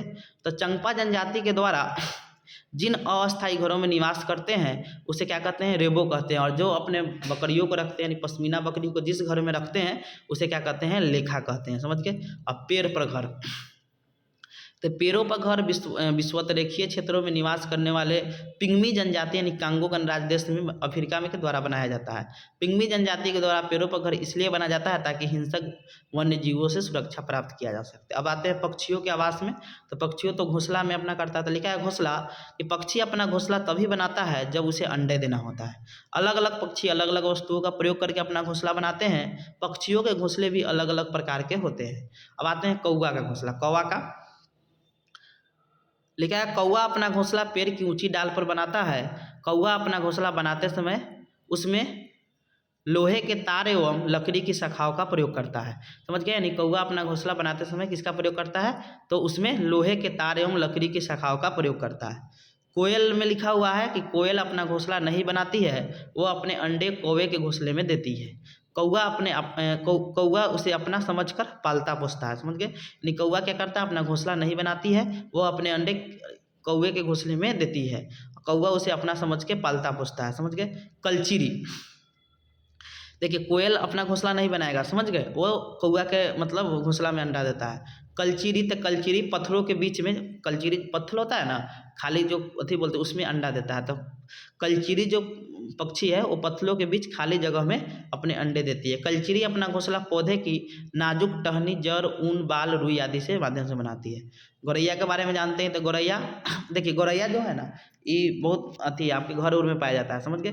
तो गौरैया अपना घोंसला घर में अलमारी के ऊपर, आईने के पीछे घर की दीवार के अलमारी में बनाती है, समझ गए। अब तो ये विलुप्त हो रही है धीरे धीरे, लेकिन इस पर संरक्षण और दिवस भी मनाया जाता है गौरैया पर, समझ गए। कबूतर अपना घोंसला पुराने मकान या खंडहर में बनाता है, यानी कबूतर अपना घोंसला पुराने मकान या खंडहर में बनाता है। अब आते हैं बसंत गोरी, इसे बारवेट पक्षी भी कहते हैं, समझ गए। पूछेगा बसंत गोरी का और नाम यहाँ लिख लीजिएगा, बारवेट पक्षी, समझ गए, पूछा हुआ है इसीलिए कंफ्यूज नहीं होगा। बारवेट पक्षी लिखा हुआ है कि बसंत गोरी अपना घोंसला तने में गहरा छेद कर बनाती है, नहीं बसंत गोरी जो है अपना घोंसला तने में गहरा छेद कर बनाती है तथा उसी में अपना अंडा देती है, समझ गए, और उसी में क्या करती है, अंडा देती है, समझ गए। बसंत गोरी क्या करती है, बसंत गोरी में याद रखिए क्या कि तना में क्या करेगी, छेद करके, बसंत गोरी, समझे, नाम तो बसंत गोरी लेकिन खतरनाक है, तना में छेद करके उसमें क्या देगी, अंडा देगी, समझ गए। डार्जिन जो पक्षी होता है, ये डार्जिन से दर्जी से याद रखिए सी सीकर, तो लिखा है कि डार्जिन चिड़िया अपनी नुकीली चोंच से पत्ते को सीकर उसके बीच बनी थैली में अंडा देती है, समझ गए। शकरखोरा को हम लोग सूर्य पक्षी या सनबर्ड भी कहते हैं, याद रखिएगा, सूर्य पक्षी या सनबर्ड, सनबर्ड कहते हैं, समझ गए। लिखा है कि शकरखोरा अपना घोंसला छोटे पेड़ या झाड़ी की डाली पर बनाता है, यानी शकरखोरा अपना घोंसला कहाँ बनाएगा, छोटे पेड़ या झाड़ी की डाली पर बनाता है। घोंसले में बाल, बारीक घास, पतली टहनी, सूखे पत्ते, रुई, पेड़ की छाल के टुकड़े और कपड़ों के चिथड़े, वहाँ तक कि मकड़ी के जाल का भी प्रयोग करती है, समझ गए। आगे लिखा है कि फक्ता पक्षी अपना घोंसला कैक्टस के कांटों के बीच या मेहंदी के पेड़ में अपना घोंसला बनाती है, यानी जो फक्ता पक्षी है अपना घोंसला कैक्टस के अथी या मेहंदी के पेड़ में अपना बनाती है। वीवर को बाया पक्षी भी कहते हैं, याद रखिएगा, वीवर पक्षी को क्या कहते हैं, बाया पक्षी भी कहते हैं, समझ गए। तो बीवर पक्षी का घोंसला लालटेन के जैसा होता है, लालटेन के जैसा होता है, और बीवर पक्षी में नर बीवर पक्षी घोंसला बनाती है, याद रखिएगा। और नर बीवर पक्षी कई सारे घोंसले बनाता है, मादा बीवर पक्षी उसमें से जिसे पसंद करता है उसमें अपना अंडा देती है। उल्लू अपने बच्चे पुराने पेड़ों के खोखरे यानी छेद में अपने बच्चों को देता है। उल्लू अपना गर्दन आगे पीछे कर सकता है, नहीं पूरा घुमा सकता है। मैना अपनी गर्दन झटके से आगे पीछे कर घुमाता है। अब आते हैं चीलबाज गिद्ध, तो चीलबाज जो गिद्ध होता है ना, ये अपना घोंसला सबसे ऊंचे पेड़ की सबसे ऊंची डाल पर बनाता है। ये पक्षी अपने घोंसले का इस्तेमाल सालों दर सालों करता है। इन पक्षियों की घोंसला 4.5 फीट चौड़ा भी होता है। पक्षियों के शत्रु मानव एवं अन्य जीव में जैसे सांप, गिलहरी, कौआ, चूहा इत्यादि, बिल्ली इत्यादि होते हैं। अब आते हैं हम लोग कर्क रेखा वाला जो सबसे ज़्यादा पूछा जाता है क्वेश्चन, और अरब सागर और बंगाल की खाड़ी में कौन कौन राज्य या केंद्र शासित है। तो अब पहले अरब सागर अथी देख लेते हैं किसको, तो कर्क रेखा कहाँ से गुजरती है। देखिए यहाँ पर आपको भारत का मैप दिखाई दे रहा होगा, तो देखिए यहाँ पे एक चीज़ आपको बताते हैं। देखिए भारत के, याद रखिएगा, जो कर्क रेखा है भारत के बीचों बीच से गुजरती है, समझ गए। और कितने राज्यों से गुजरती है, 8 राज्यों से। हम आपको अभी याद करवा देंगे कौन 8 राज्य है, समझ गए। ट्रिक याद कीजिएगा, भूल जाएगा, लेकिन इसमें कॉन्सेप्ट याद रखिएगा तो आप हमेशा याद रखिएगा। देखिए आपको पहले दिशा पता होना चाहिए कि ऊपर में जो हमारा सर जो है वो क्या है, हमारा साउथ नॉर्थ है, उत्तर है, समझ गए। और हमारा जो पैर होता है वो क्या होता है, साउथ होता है, समझ गए। फिर आपका जो दायां हाथ होता है उसे ईस्ट कहते हैं, और बायां जो हाथ होता है उसे वेस्ट कहते हैं, समझ गए।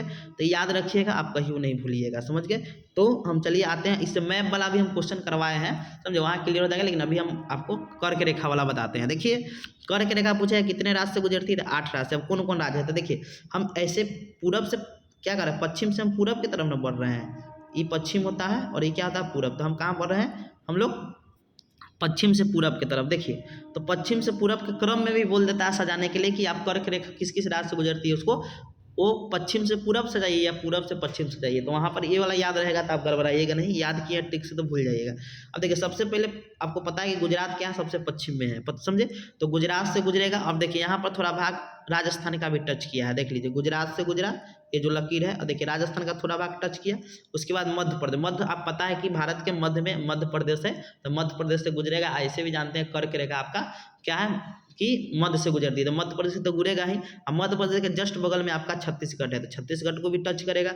और उसके बगल में आपका झारखंड है तो उसको भी टच करेगा। झारखंड के बगल में पश्चिम बंगाल है, उसको भी टच करेगा। और पश्चिम बंगाल के जस्ट बगल में आपका त्रिपुरा है, उसको भी टच करेगा। लास्ट में आपका मिजोरम है, उसको भी टच करेगा। तो इसको याद कैसे रखिएगा, तो सब इसमें एक और क्वेश्चन पूछेगा कि सबसे कम किससे गुजरती है, तो राजस्थान से। कर्क रेखा पूछेगा किस राज्य से सबसे कम गुजरती है, तो राजस्थान से। और सबसे ज़्यादा कहाँ से गुजरती है, तो मध्य प्रदेश से। समझ गए, ये भी मध्य प्रदेश से पूरा बीचों बीच गुजरती है, इसीलिए सबसे ज़्यादा गुजरती है। तब याद कैसे रखिएगा, समझ गए, तो राजस्थान कैसे याद रखिएगा, तो गुजरात, राजस्थान, मध्य प्रदेश के जस्ट बगल में कौन है, छत्तीसगढ़, छत्तीसगढ़ जस्ट बगल में राजस्थान, राजस्थान के जस्ट बगल में पश्चिम बंगाल, पश्चिम बंगाल के बगल में त्रिपुरा, त्रिपुरा से अब मिजोरम याद रखिएगा। समझ याद रहेगा, कौन कौन याद कीजिएगा, 2-3 बार पढ़िएगा, याद हो जाएगा। गुजरात, राजस्थान, मध्य प्रदेश, छत्तीसगढ़, पश्चिम बंगाल, उसके बाद आपका झारखंड, सॉरी, उसके बाद झारखंड के बाद हो गया पश्चिम बंगाल, तब आपका कौन हो गया आपका, तो त्रिपुरा और मिजोरम। समझ गए, आप याद रखिएगा। मिजोरम से चिराव नाच याद रख सकते हैं।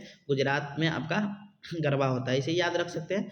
गुजरात, राजस्थान, मध्य प्रदेश, छत्तीसगढ़, झारखंड, पश्चिम बंगाल, त्रिपुरा और मिजोरम, इसे 5 बार पढ़िएगा, याद हो जाएगा। एक क्रम भी आपको याद हो जाएगा, पश्चिम से पूरब की तरफ। समझ गए, तो ये आपको काम करेगा। समझ गए, ये तो हो गया आपका कर्क रेखा का कहानी। हाँ, पूछेगा कर्क रेखा कितना डिग्री है, तो 23.5 डिग्री उत्तरी गोलार्ध है, याद रखिएगा। समझ गए, उत्तरी गोलार्ध है, हम लोग उत्तरी गोलार्ध में है, उत्तरी गोलार्ध है। और दक्षिणी गोलार्ध, यही आपका यहाँ पर दक्षिणी गोलार्ध लिख देता तो क्या हो जाता आपका, तो वो मकर रेखा हो जाता। समझ गए, दक्षिणी गोलार्ध लिख देता 23.5 डिग्री, तो क्या हो जाता आपका, मकर रेखा हो जाता। कर्क रेखा उत्तरी गोलार्ध 23.5 डिग्री उत्तरी गोलार्ध है, और मकर रेखा जो है दक्षिणी गोलार्ध 23.5 डिग्री मकर रेखा है। समझ गए, अब आते हैं हम लोग कौन कौन गुजरता है आपका किससे, तो आपका अरब सागर से, और कौन गुजरता है आपका किससे, तो ये आपको बताते हैं। देखिए, पहले राज्य याद करवा देते हैं, फिर केंद्र शासित प्रदेश कौन कौन है उसको याद करवा देंगे। देखिए इधर वाला जो पहले इधर है कर्क, आपका क्या है, अरब सागर है, और फिर इस साइड में आपका बंगाल की खाड़ी है, और नीचा में आपका हिंद महासागर, यानी 3 महासागर से हम लोग घिरे हुए हैं। तो ये वाला तो नहीं पूछता है आपका, अरब सागर में पूछेगा, और बंगाली खाड़ी में कौन कौन है। अब देखिए अरब सागर में कौन कौन है, इधर से आइए, केरला, कर्नाटक, केरला, कर्नाटक, गोवा, महाराष्ट्र, गुजरात, याद रखिएगा। ये 5 गो आपका है, कौन कौन, केरल, कर्नाटक, गोवा, महाराष्ट्र और गुजरात, ये 5 को पूछेगा कहाँ है, गुजरात ऊपर में है, तो ये बंगाल की खाड़ी से क्या करता है कि सॉरी अरब सागर की से टच करता है। कौन कौन, फिर एक बार देख लीजिए, कौन कौन, केरल, कर्नाटक, गोवा, महाराष्ट्र और गुजरात आपका ऊपर है। 5 को कौन टच किया आपका, तो अरब सागर से। समझ गए, अरब सागर पहले है, तो याद रखिएगा, पहले अरब सागर, अब बंगाल खाड़ी, पहले ए आएगा तब ना, पहले बी आएगा, तो अरब सागर ए हो गया, अब तब बी, बंगाली खाड़ी इस साइड में। तो पूछेगा कि अरब सागर भारत की किस दिशा में है, पश्चिम की पूरब दिशा में, तो इधर बोले हैं ना कि पश्चिम दिशा में, तो बोलिएगा पश्चिम दिशा में। और बंगाली खाड़ी क्या है, पूरब दिशा में है, और दक्षिण में कौन है आपका, हिंद महासागर, वो नीचे आएगा आपका, लिखे हुए हैं। अब आइए इधर कौन कौन है, देखिए इधर याद रखिएगा, तमिलनाडु, जो समुद्र किनारे होगा वही ना, तमिलनाडु, आंध्र प्रदेश, तेलंगाना नहीं आता, याद रखिएगा, तमिलनाडु, आंध्र प्रदेश, उड़ीसा, इसके ऊपर उड़ीसा, और सबसे ऊपर पश्चिम बंगाल है। समझ गए, पश्चिम बंगाल, तो 4 गो राज्य इनने होता है। बंगाली खाड़ी में कौन कौन, तमिलनाडु, आंध्र प्रदेश, उड़ीसा और आपका पश्चिम बंगाल, यही है आपका, याद रखिएगा। समझ के आपका क्वेश्चन सब बन जाएगा। इधर याद रख ले, केरल, कर्नाटक, गोवा, महाराष्ट्र और कौन आपका, गुजरात। समझ गया, केरल, कर्नाटक, गोवा, महाराष्ट्र, गुजरात। समझ गया, इधर याद रखिएगा, तमिलनाडु, आंध्र प्रदेश, उड़ीसा और पश्चिम बंगाल, तो आपको याद हो जाएगा। इससे क्वेश्चन बहुत पूछता है। समझ गए, तो ये आपका हो गया। समझ गए, तो देखिए अब आ गया, तो माउंट एवरेस्ट के बारे में पढ़ाएंगे अभी, लेकिन पहले इसको बता देते हैं, तब इसे हम बताएंगे। देखिए लिखा है, कर्क रेखा उत्तरी गोलार्ध में है, कितना डिग्री, तो 23.5 डिग्री पर है। समझे, और मकर रेखा कितना है, दक्षिणी गोलार्ध कितना, 23.5 डिग्री, ये याद रखिएगा। दक्षिणी गोलार्ध हो जाएगा, तो मकर रेखा, हाँ पूछेगा, मकर रेखा भारत से गुजरती नहीं है, सिर्फ कर्क रेखा गुजरती है। समझ गए, तो कर्क रेखा भारत के 8 राज्यों से होकर गुजरती है। कितने राज्यों से, तो 8 राज्यों से होकर गुजरती है। समझ गए, अब कौन कौन राज्य है तो आपको हम बता ही दिए हैं। समझ गए, पहला गुजरात हो गया, सॉरी हाँ गुजरात हो गया, फिर आपका राजस्थान हो गया जो सबसे कम गुजरता है, मध्य प्रदेश सबसे ज़्यादा गुजरता है, छत्तीसगढ़, झारखंड, पश्चिम बंगाल, त्रिपुरा, मिजोरम। समझे, और ये आपका पश्चिम से पूरब का क्रम होता है, यानी पश्चिम से क्या है आपका पूरब का एक क्रम है। गुजरात, राजस्थान, छत्तीसगढ़, सॉरी मध्य प्रदेश, छत्तीसगढ़, पश्चिम बंगाल, राजस्थान बोलना है, झारखंड, तब पश्चिम बंगाल, त्रिपुरा और मिजोरम। समझ गए, तो ये आप याद रख सकते हैं। अब आ गया कि याद रखिएगा कि भुज जो गुजरात में एक जगह का नाम है, यहाँ पर 2001 में याद रखिएगा 26 जनवरी 2001 में बहुत बड़ा भूकंप आया था, समझ गए, बहुत खतरनाक। और अंडमान निकोबार द्वीप समूह ये भी बताएंगे कहाँ पर, अंडमान निकोबार द्वीप समूह आपका जो है यहाँ पर भी क्या हुआ था आपका भूकंप आया था, बोले भूकंप सुनामी, यानी जब पानी में जब आती है सुनामी कहते हैं, तो ये 2004 में आया था, समझ गए। और एक और डेट याद रखिएगा कि कल्पना चावला की जो मृत्यु हुई थी वो 3 में हुई थी, यानी 1, 3 और 4। 1 में गुजरात में भूकंप, 3 में कल्पना चावला की मृत्यु और 4 में अंडमान निकोबार द्वीप समूह में भूकंप आया था, समझ गए। अब आते हैं अरब सागर सटे राज्य बता दिए कौन, केरल, कर्नाटक, गोवा, महाराष्ट्र, गुजरात। अब भारत के अब ये तो हो गया, समझे।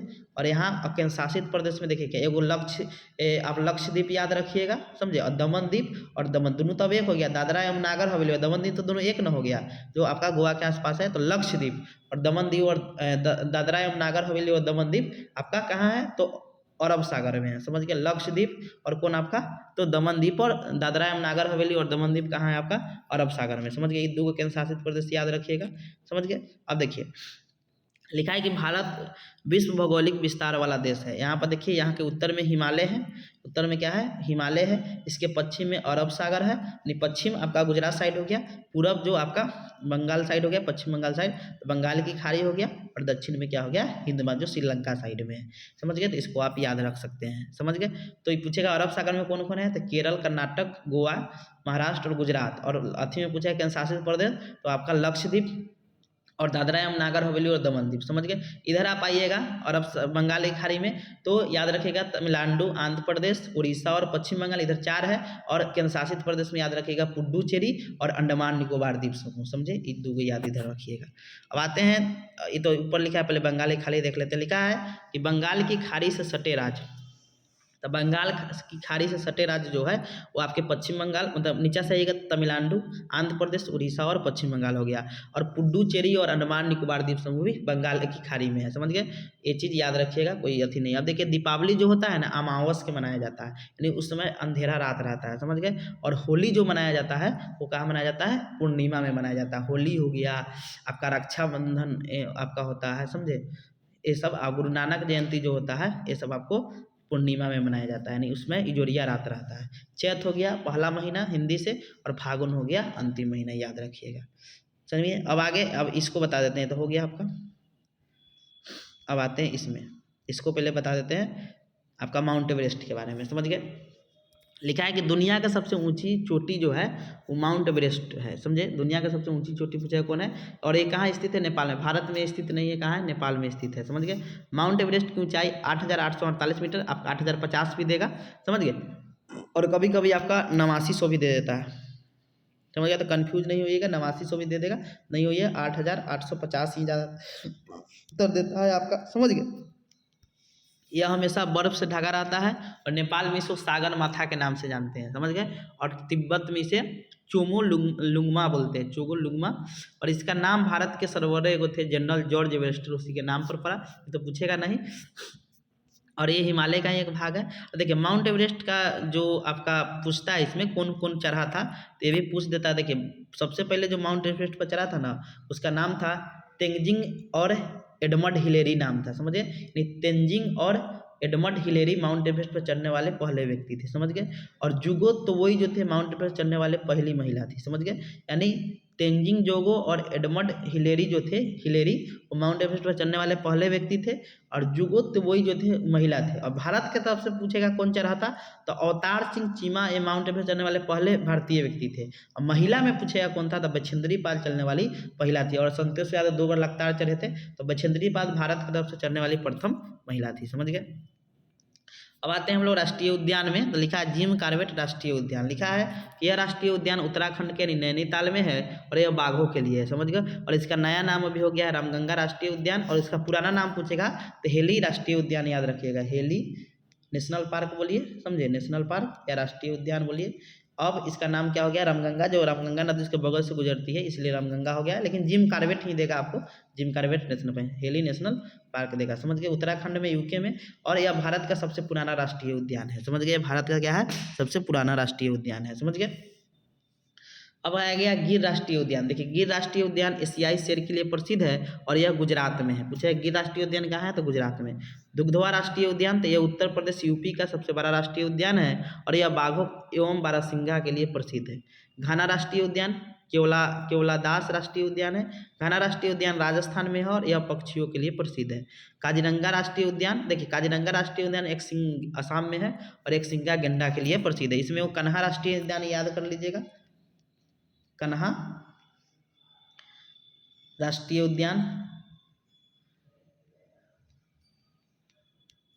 उद्यान जो आपका एमपी में है, ये भी बाघ के लिए है, समझ गए। कन्हा राष्ट्रीय उद्यान एमपी में, ये भी क्या है, बाघ के लिए है, समझ गए। फिर उसके बाद एक है आपका दाची ग्राम राष्ट्रीय उद्यान जो जम्मू कश्मीर में है। कहाँ पे है आपका, जम्मू कश्मीर में है और हिंगल मृग के लिए ही प्रसिद्ध है, हिंगल मृग के लिए। तो ये सब आप याद रख सकते हैं। दाची ग्राम राष्ट्रीय उद्यान जो जम्मू कश्मीर में है, हिंगल मृग के लिए प्रसिद्ध है। एक सिंगा गेंडा के लिए काजीरंगा राष्ट्रीय उद्यान है। अभी हो गया आपका, ये भी हो गया आपका। अब आते हैं हम लोग इधर पालक पढ़ते हैं कि हरे पत्तेदार सब्जियां पालक, गुड़, आंवला इत्यादि में आयरन लोहा की मात्रा अधिक होती है और यह एनीमिया यानी रक्त अल्पता को खत्म करने के लिए उपयोग किया जाता है। यानी आपका हरे पत्तेदार सब्जियां हुआ, पालक हो गया, गुड़ हो गया, आंवला हो गया इत्यादि में आयरन यानी लोहा की मात्रा क्या होती है, अधिक होती है और एनीमिया यानी रक्त अल्पता को खत्म करने के लिए मतलब इसका उपयोग किया जाता है, समझ गए। अब देखिए मिश्र धातु वाला पूछ देता है आपका, तो देखिए कांसा जो होता है ना, इसी को ब्रॉन्ज बोलते हैं। तो आप देखते नहीं है कि ओलंपिक होता है तो 3 प्रकार का मेडल मिलता है, गोल्ड, सिल्वर और ब्रॉन्ज। तो ब्रॉन्ज जो मिश्रण होता है ना, वो कॉपर और टीन का मिश्रण होता है, समझ गए। कॉपर को तांबा भी बोलते हैं, तांबा और टीन का मिश्रण यानी Cu प्लस Sn, टीन को Sn बोलते हैं। पित्तल जो होता है जिसे ब्रॉस बोलते हैं, समझ गए। तो पित्तल मिश्रण होता है कॉपर और जिंक का मिश्रण होता है, जस्ता और इसी को जिंक बोलते हैं। सोल्डर जो रंगा होता है आपका, समझे, वो टीन और पीबी यानी शीशा का मिश्रण होता है, समझ गए। वो किसका है आपका, शीशा और टीन का मिश्रण है। अब आया मलेरिया के बारे में जानते हैं। तो मलेरिया कपकपी के साथ बुखार आता है। मलेरिया में क्या होता है कि कपकपी के साथ बुखार आता है, समझ गए।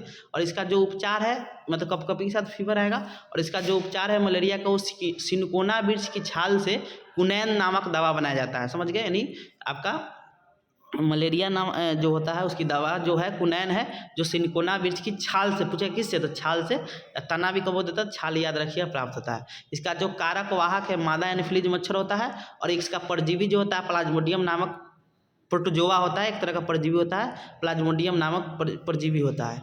और विश्व मलेरिया दिवस आपको 25 अप्रैल को मनाया जाता है। और इससे संबंधित जो वैज्ञानिक है रोलांड रोसो है, समझ गए, जो सिकंदराबाद के हॉस्पिटल में प्रयोग करके उनको नोबेल प्राइज भी मिला था 1902 ईस्वी में, इनको नोबेल प्राइज भी मिला है रोलांड रोसो को, समझ गए। तो या मलेरिया के बारे में इतना चीज़ याद रखिएगा, समझ गए।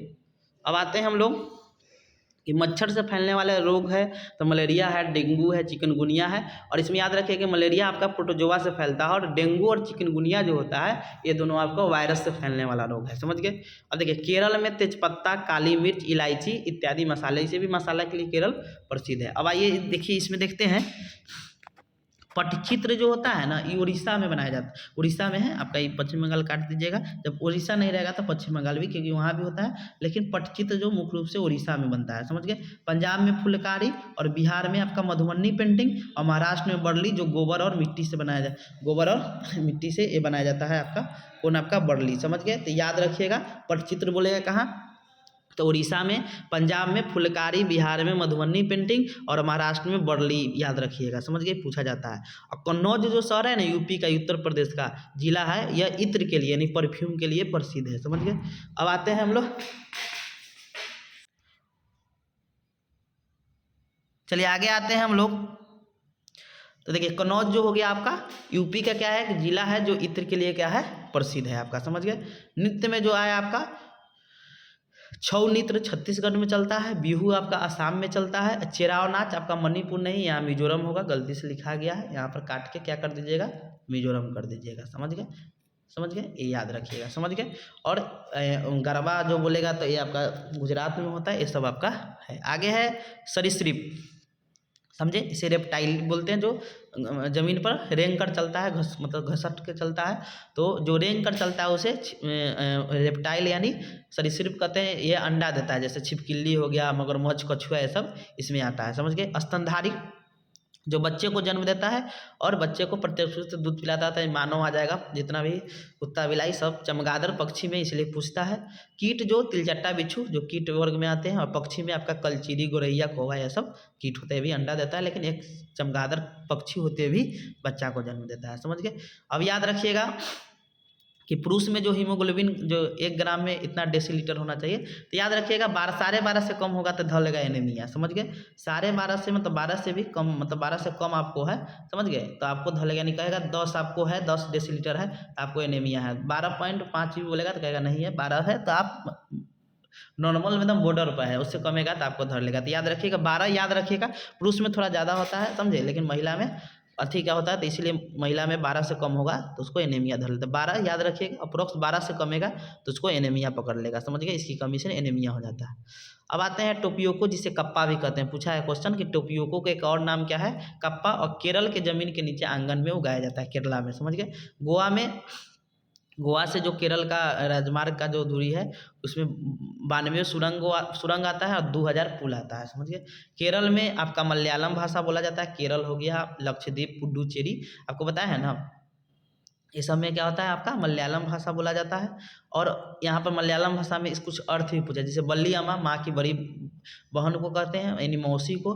अम्मा कहते हैं मम्मी को। अमम्मा कहते हैं। अममुम्मा यानी माँ के माँ को अमुम्मा, यानी माँ के माँ को अमुम्मा, यानी नानी को अमुम्मा। चाचा को चितपन कहते हैं, समझे। चाची को कुजम्मा कहते हैं, इतने याद रहे। पापा को अच्छन कहते हैं, मेरे पिताजी को क्या कहते हैं, अच्छन कहते हैं। तो चाचा के यानी पिता के भाई को क्या बोलते हैं, चितपन, और चाची को कुजम्मा, और पिता को क्या बोलते हैं, अच्छन कहते हैं, समझ गए। अब मांस का सांप का मांस लिंगहू फेन जो हांगकांग में खाया जाता है। बलसाद हो गया, गांधीधाम हो गया, गुजरात में है, जबकि कोझिकोड कहाँ है, केरल में है, समझ। कोझिकोड कहाँ पे है, केरल में है। वलसाद, गांधीधाम, ये सब गुजरात में है, समझ गए। सरसों के तेल से तली मछली जम्मू कश्मीर में, और नारियल के तेल में पकाई गई समुद्री मछली गोवा में, समझ गए। दक्षिण भारत का एक शहर मलाबार तट, वो कालीकट केरल में स्थित है। मलाबार तट है, कालीकट, यहीं पे आपका वास्को डिमा जो 1498 में आया था, वास्को डिगामा, यहीं पर आया था कालीकट में, मलाबार तट पर। अब आते हैं कर्णम मल्लेश्वरी के बारे में। तो वेट लिफ्टर थी, समझ गए, नहीं भारी अति उठाने वाला, आंध्र प्रदेश तेलंगाना की थी। 12 वर्ष से ही आरंभ करती थी, वेट लिफ्टिंग का काम करने लगी, और 130 kg तक वेट उठाती थी, समझ गए। भारत से बाहर 29 मेडल जीती थी। इसकी 4 सिस्टर भी वेट लिफ्टिंग करती है।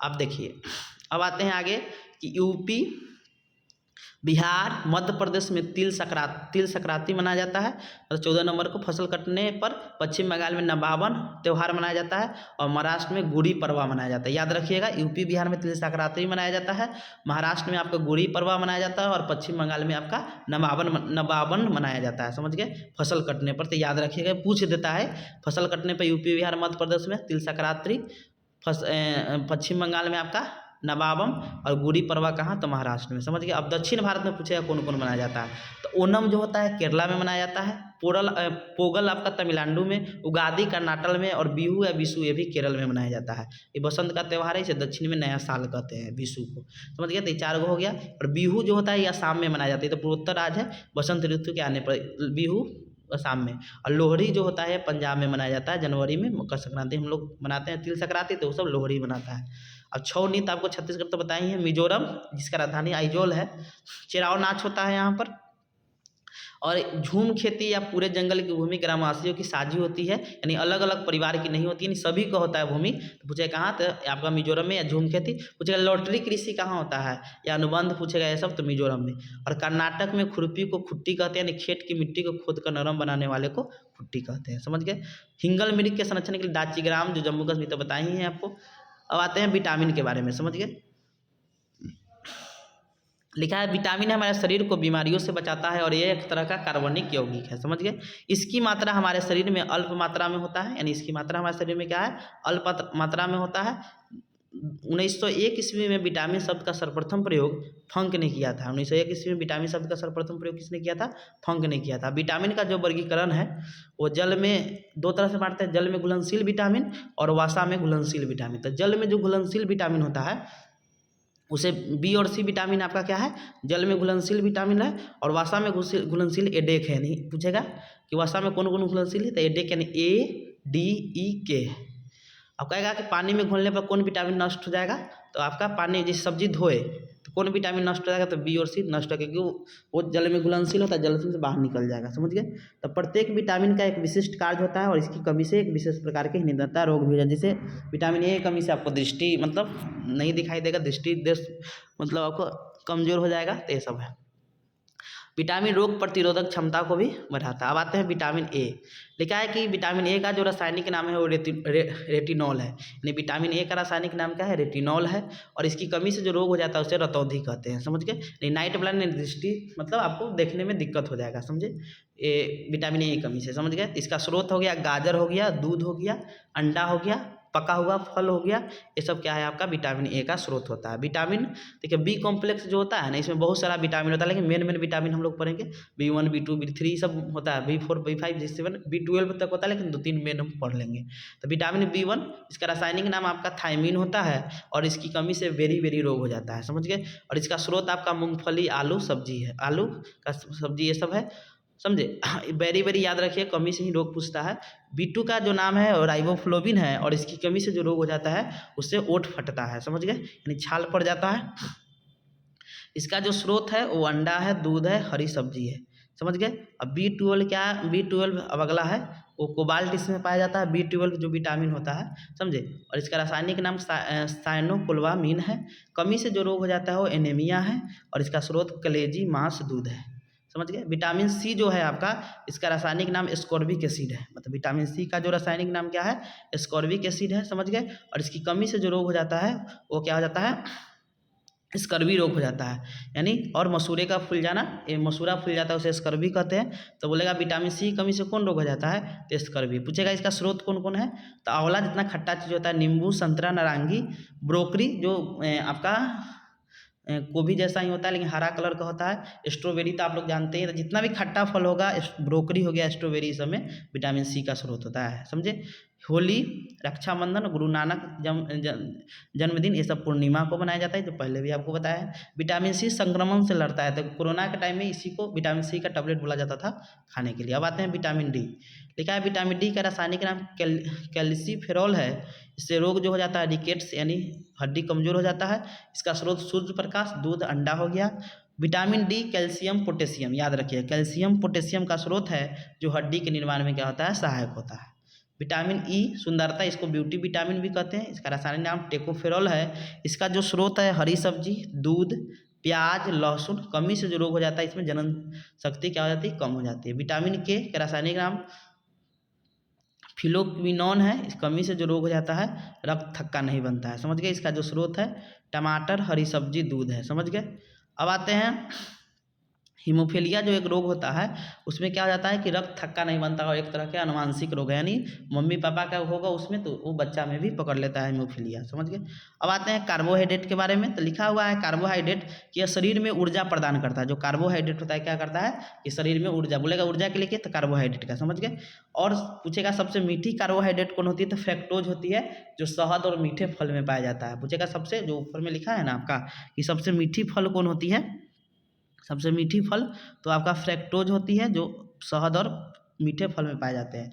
इसका स्रोत पूछेगा आलू हो गया, चावल हो गया, ब्रेड हो गया, शक्कर हो गया, मक्का हो गया, केला हो गया, गन्ना हो गया, शकरकंद, अलुआ, ये सब इसका स्रोत पूछेगा। एक टीचर आलू चावल का एग्जाम्पल देकर पढ़ा रहा है, शक्कर ये सब, तो क्या पढ़ा रहा था? कार्बोहाइड्रेट के बारे में पढ़ा रहा है।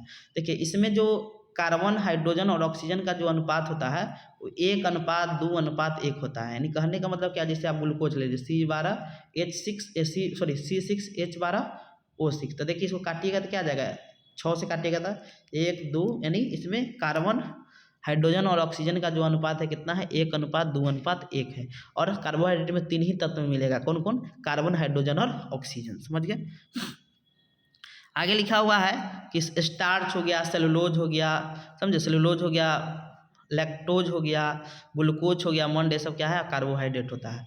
यह तुरंत ऊर्जा देने के पोषक तत्व। ग्लूकोज का जो उपयोग डायरेक्ट खिलाड़ी को डायरेक्ट एनर्जी ले आना है तो हम ग्लूकोज देते हैं तो उसमें डायरेक्ट एनर्जी आ जाता है, समझ गए। और याद रखिएगा यहाँ पर एक और चीज़ कि कार्बोहाइड्रेट का जो परीक्षण करते हैं कोई चीज़ में है कि नहीं, जो मंड वगैरह होता है तो हम आयोडीन के घोल से करते हैं, समझ गए।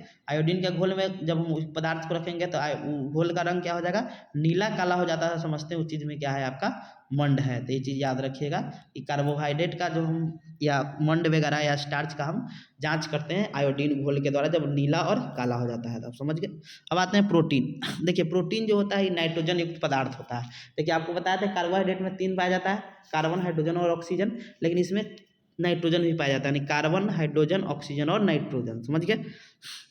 लिखा है ना प्रोटीन, इसमें कार्बन, हाइड्रोजन, ऑक्सीजन और नाइट्रोजन चारों पाया जाता है। यह नाइट्रोजन युक्त पोषक पूछे कौन नाइट्रोजन युक्त पोषक पदार्थ है, तो आपका कौन है, तो प्रोटीन है, समझ गए। शरीर की वृद्धि के लिए, टूटे फूटे ऊतकों के मरम्मत के लिए, समझे, प्रोटीन का उपयोग किया जाता है। शरीर में आपको देखते हैं जिम वगैरह करता है, देखिएगा अंडा खाएगा तो पीला वाला नहीं भाग खाता है, वो वाइट वाला, क्योंकि प्रोटीन उसको चाहिए शरीर में, मतलब बॉडी बनाने के लिए। तो शरीर की वृद्धि के लिए, टूटे फूटे ऊतकों की मरम्मत के लिए प्रोटीन की आवश्यकता पड़ती है। एमिनो अम्ल में प्रोटीन होता है और हमारे शरीर में 20 एमिनो अम्ल की आवश्यकता होती है, समझ गए।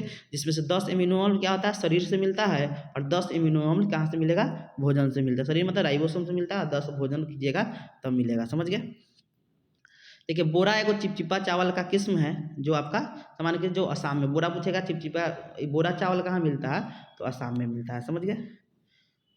अब है आपका इसका स्रोत क्या है, तो सोयाबीन हो गया, सबसे ज़्यादा सोयाबीन में आपका प्रोटीन पाया जाता है, मशरूम में भी पाया जाता है, दाल हो गया, दूध हो गया, अंडा हो गया, मांस हो गया, इस सब में प्रोटीन पाया जाता है, समझ गए। प्रोटीन की कमी से जो होने वाला रोग है वो क्वाइसियोकोड है, समझे। इसमें पेट वगैरह निकल जाता है, हड्डी एकदम शरीर गल जाएगा, पेट निकल जाएगा, क्वाइसियोकर रोग में, समझ गए। प्रोटीन की कमी से होता है। प्रोटीन की अधिकता से ज़्यादा मशरूम खा लीजिएगा, सोयाबीन ज़्यादा खा लीजिएगा तो ऑस्टियोपोरोसिस रोग हो जाएगा, समझे। और ऑस्टियोपोरोसिस जब प्रोटीन की अधिकता होता है तो शरीर में क्या होता है, कैल्शियम की कमी हो जाता है और हड्डी में क्या हो जाता है, दर्द होता है। इसको ऑस्टियोपोरोसिस रोग कहते हैं, समझ गए, ऑस्टियोपोरोसिस रोग कहते हैं। तो ये चीज़ आपका हो गया।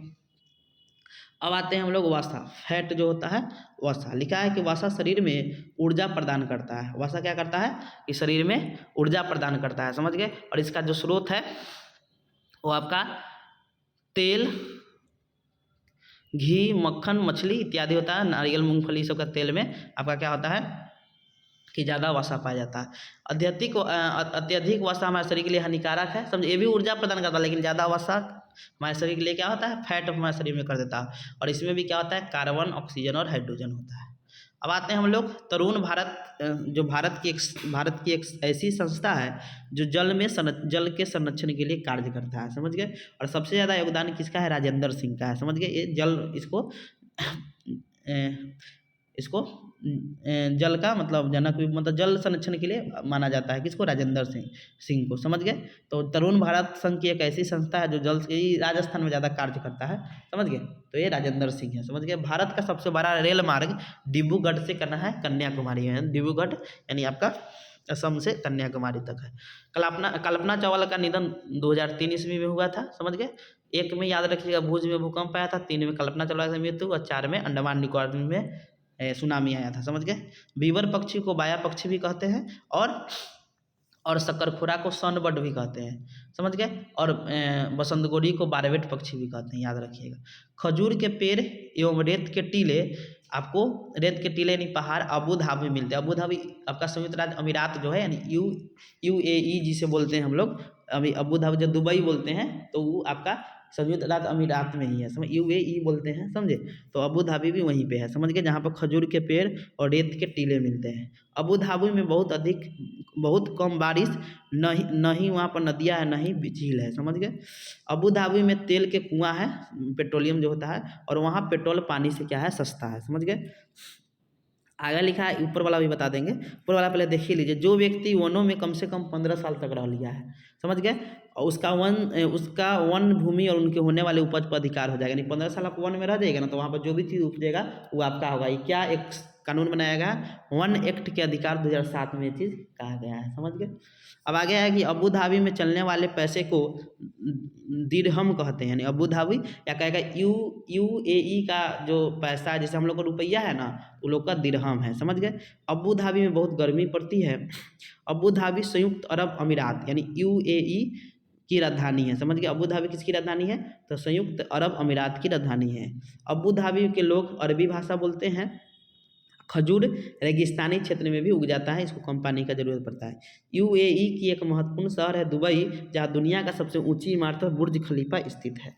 यूएई यानी अबू धाबी भारत के समय से मतलब 1.5 घंटा क्या है पीछे है, यानी भारत में 9:30 बजेगा तो अबू धाबी में 8 बजेगा, यानी 1.5 घंटा क्या है। जैसे आपका ग्रीनविच से हमारा समय 5.5 घंटा आगे है ना, ग्रीनविच में 12 बजेगा तो हम लोग कितना बजेगा 5:30 हो जाएगा, 1 2 3 4 5 5:30 हो जाएगा। तो वैसे ही हमें 1.5 घंटा क्या है वो पीछे है, यहाँ पर 9:30 होगा तो वहाँ 8 हो जाएगा। समझ गए।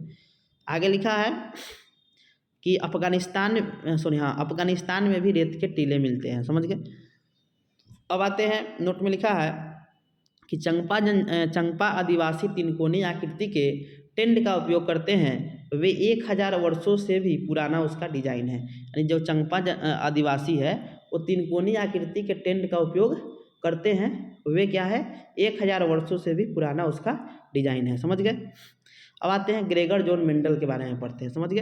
तो ग्रेगर जॉन मेंडल अनुवांशिकी के पिता है। समझ गए। और 1956 से लेकर 1963 तक 1856 से लेकर 1863 यानी 7 साल माने वो 28,000 पौधा पर प्रयोग कर दिए थे, मटर के पौधा पर। समझ गए। तो ग्रेगर जॉन मेंडल क्या है अनुवांशिकी यानी जेनेटिक्स के, अनुवांशिक गुण क्या होता है, जब मम्मी पापा गुण हमारे अंदर आ जाता है, हमें आ जाता है, उसे अनुवांशिक गुण कहते हैं। समझ गए। तो ग्रेगर जॉन मेंडल अनुवांशिकी क्या है पिता है, जिन्होंने मटर के 28,000 पौधों पर प्रयोग किया था 7 साल तक। समझ गए। 1856 से 1863 तक। समझ गए। इन्होंने 7 जोड़ी पौधे गुण पर अध्ययन किया था। जैसे एक गुण मान लीजिए और एक गुण दूसरे गुण का विपरीत था। समझ गए। जैसे कोई लंबा होगा तो उसका विपरीत गुण क्या हो जाएगा, बौना हो जाएगा। कोई पीला रंग का बीज होगा तो उसका हरा हो जाएगा, ये सब था। कोई झुरीदार बीज होगा तो गोल बीज होगा, मतलब गोल बीज प्रभावी गुण हो गया, इसमें बताया था। समझ गए। अब लिखा है कि जैसे लंबा पौधा का विपरीत गुण बौना पौधा हो गया, जो लंबा होगा वो क्या होगा प्रभावी गुण होगा, और जो बौना होगा अप्रभावी। तो जब अगला पीढ़ी में गुणों को क्रॉस कराइएगा ना, लंबा पौधा का क्रॉस बौना पौधा से कराइएगा तो उसका जो अगला पीढ़ी में गुण होगा वो प्रभावी गुण आता है, नहीं वो पौधा लंबा होगा, बौना का गुण नहीं आता है। समझ गए। जब इन पौधे का संकरण करेंगे तो अगला पीढ़ी में सभी लंबे पौधे, यानी जो प्रभावी गुण होता है ना वही गुण अगला पीढ़ी में दिखाई देता है। समझ गए। जैसे हरा क्या हो गया अप्रभावी हो गया, पीला प्रभावी है, तो इसका क्रॉस करवाइएगा ना तो सभी पौधे क्या होंगे पीले प्राप्त होंगे। जो प्रभावी गुण होगा वही, इसी को प्रभाविता का नियम कहते हैं, लेकिन ये पढ़ना तो नहीं है, 12th वगैरह में पढ़ना है। समझ गए। अब हम लोग आते हैं कि देखिए पंजाब में आपको बोले थे छोले भटूरे और राजमा चावल खाया जाता है, और गुजरात में दाल में शक्कर डाल के खाया जाता है, और लौंग के तेल से दांत का दर्द दूर किया जाता है। और आंध्र प्रदेश में तमिलनाडु में इडली हो गया, डोसा हो गया, सांबर बारा, ये सब का मतलब दक्षिण भारत में आपका तमिलनाडु और केरला में एक खाया जाता है, तमिलनाडु और आंध्र प्रदेश में। समझ गए।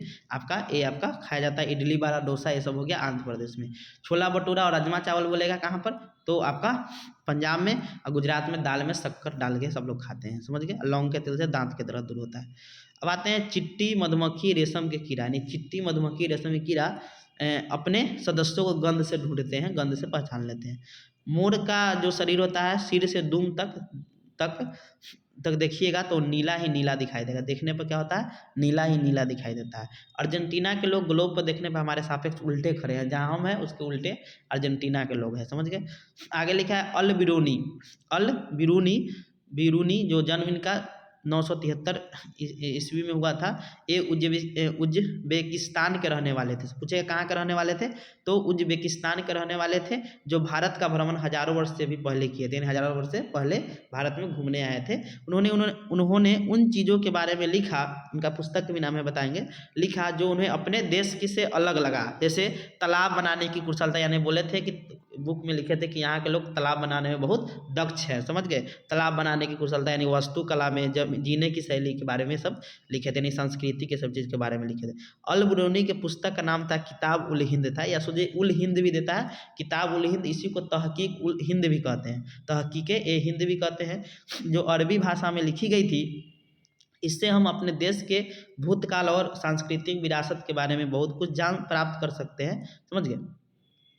अब लिखा है कि अम्ल वर्षा के लिए नाइट्रिक अम्ल HNO3 और आपका सल्फ्यूरिक अम्ल H2SO4 रसायन जिम्मेदार होता था। SO2 गैस भी अम्ल वर्षा के लिए जिम्मेदार होता है। समझ गए। रसायन बोलेगा तो नाइट्रिक अम्ल HNO3 और सल्फ्यूरिक अम्ल H2SO4। समझ गए। ओजोन परत को पृथ्वी का सुरक्षा कवच कहते हैं। ओजोन परत क्योंकि सूर्य से निकलने वाली हानिकारक परावैंगनी किरण को क्या करती है, रोकती है। समझ गए। ओजोन का सूत्र O3 होता है, अर्थात ऑक्सीजन के 3 परमाणुओं से मिलकर बना हुआ है। ओजोन का जो सूत्र होता है क्या होता है, O3 होता है, अर्थात ऑक्सीजन के 3 परमाणुओं से मिलकर बना है। समझ गए। ओजोन परत समताप मंडल में स्थित, पूछे कहाँ पर, स्ट्रेटोस्फीयर में स्थित है, समताप मंडल में। ओजोन परत का संसारण यानी उसका खराब जो हो रहा है, उसमें छेद हो रहा है, वो CFC गैस क्लोरोफ्लोरोकार्बन के कारण हो रहा है।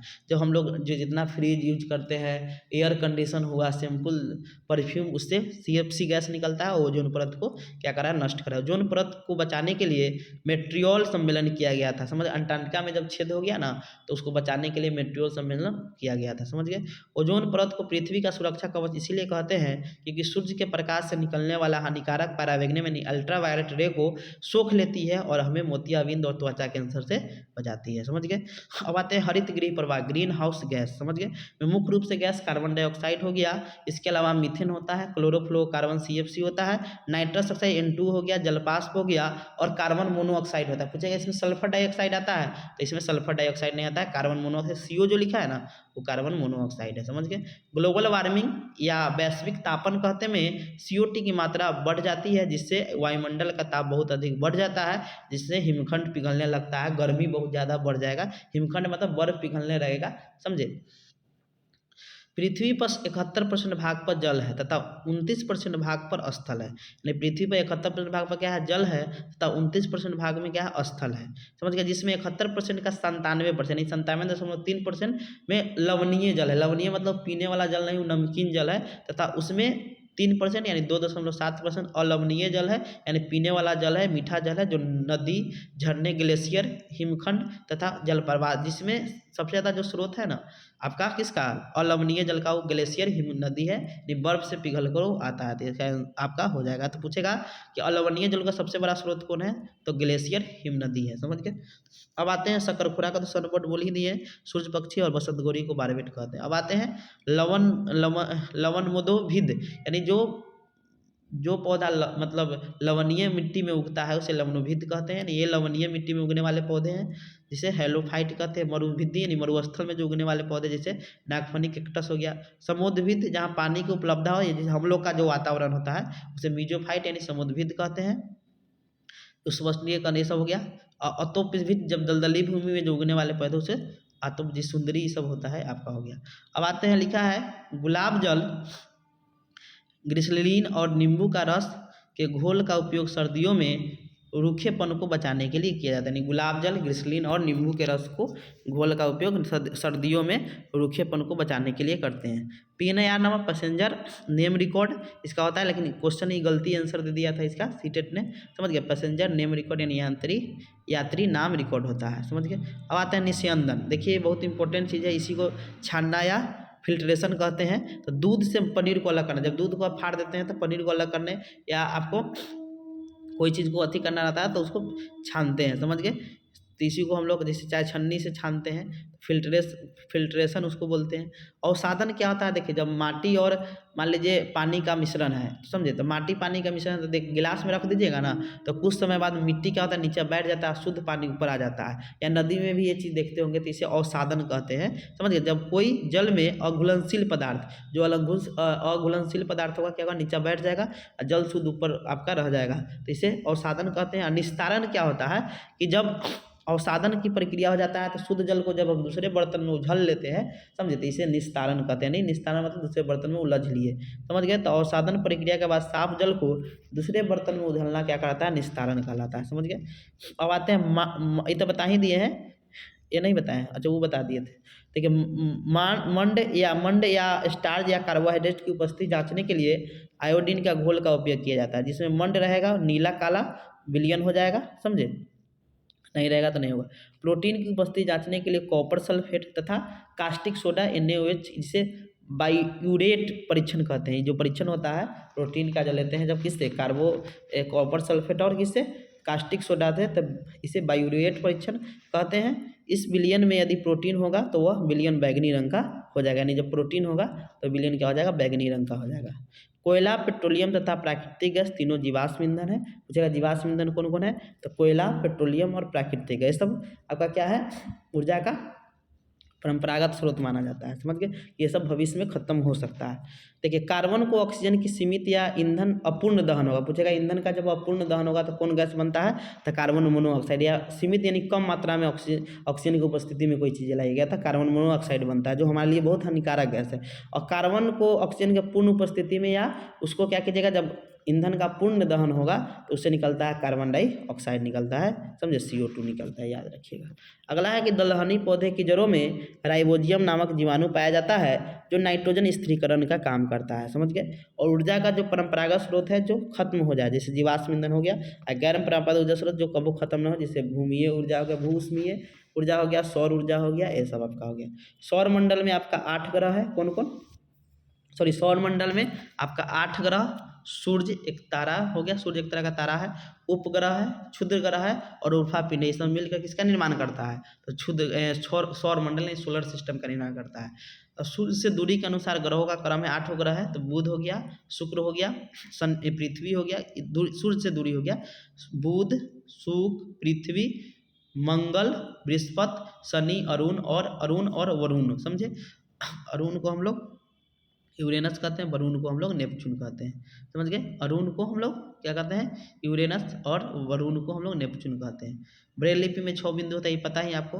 पटचित्र उड़ीसा, पंजाब फुलकारी, महाराष्ट्र बरली, जो गाय के गोबर और मिट्टी से बनाया जाता है। अब आते हैं ग्रह जो होता है ना, सूर्य के चारों ओर दीर्घवृत्तीय पक्ष पर चक्कर लगाता है, तो वही उपग्रह जो होता है जो ग्रह के क्या होता है, चारों ओर चक्कर लगाता है। क्षुद्र ग्रह क्या होता है, यह खगोलीय पिंड है जो मंगल और बृहस्पति के कक्षाओं के बीच पाया जाता है। समझ गए। और उल्का पिंड क्या होता है, ये ऐसा आकाशीय पिंड है जो टूटता हुआ तारे होते हैं, जो कभी कभी मतलब धरती के वायुमंडल में भी प्रवेश कर जाते हैं। ग्रह 2 प्रकार के होते हैं, एक होता है आंतरिक ग्रह, जिसे जो ग्रह चट्टानों और धातुओं से मिलते हैं उसे आंतरिक ग्रह कहते हैं। जैसे आपका बुध हो गया, शुक्र हो गया, पृथ्वी और मंगल, तो ये सब आंतरिक ग्रह है, या पार्थिव ग्रह भी कहते हैं। जो ग्रह आपका गैस से मिलकर बना होता है उसे बाह्य ग्रह कहते हैं, जैसे बृहस्पति, शनि, अरुण, समझ गए।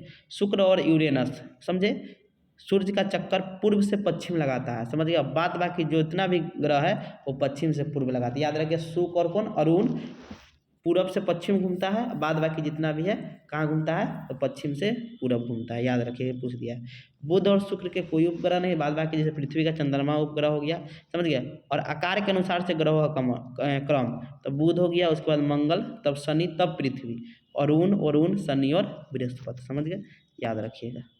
अब महाराष्ट्र के लोग सहजन के फूल के पकौड़े खाते हैं, सहजन का, केरल का केला का, और उत्तर प्रदेश कचनार का खाता है, याद रखिएगा, पूछा जाता है ये भी।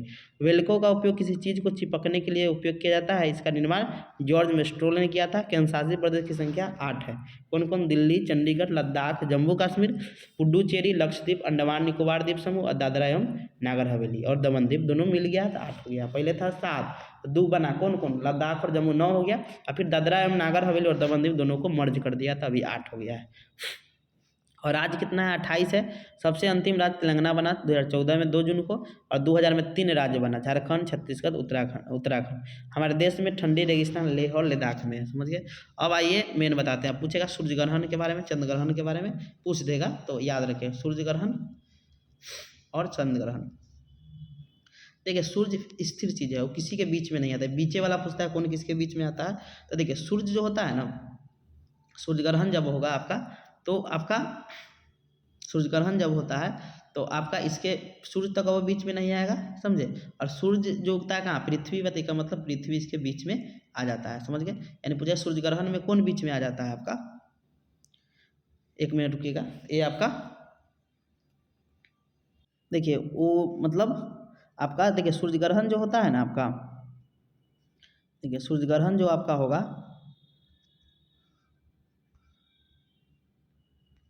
वो आपका इसमें बीच में आपका चंद्रमा आ जाता है, समझ गए, किसके बीच में, तो देखिए सूर्य कभी बीच में किसी के नहीं आता, ये फिक्स चीज़ है।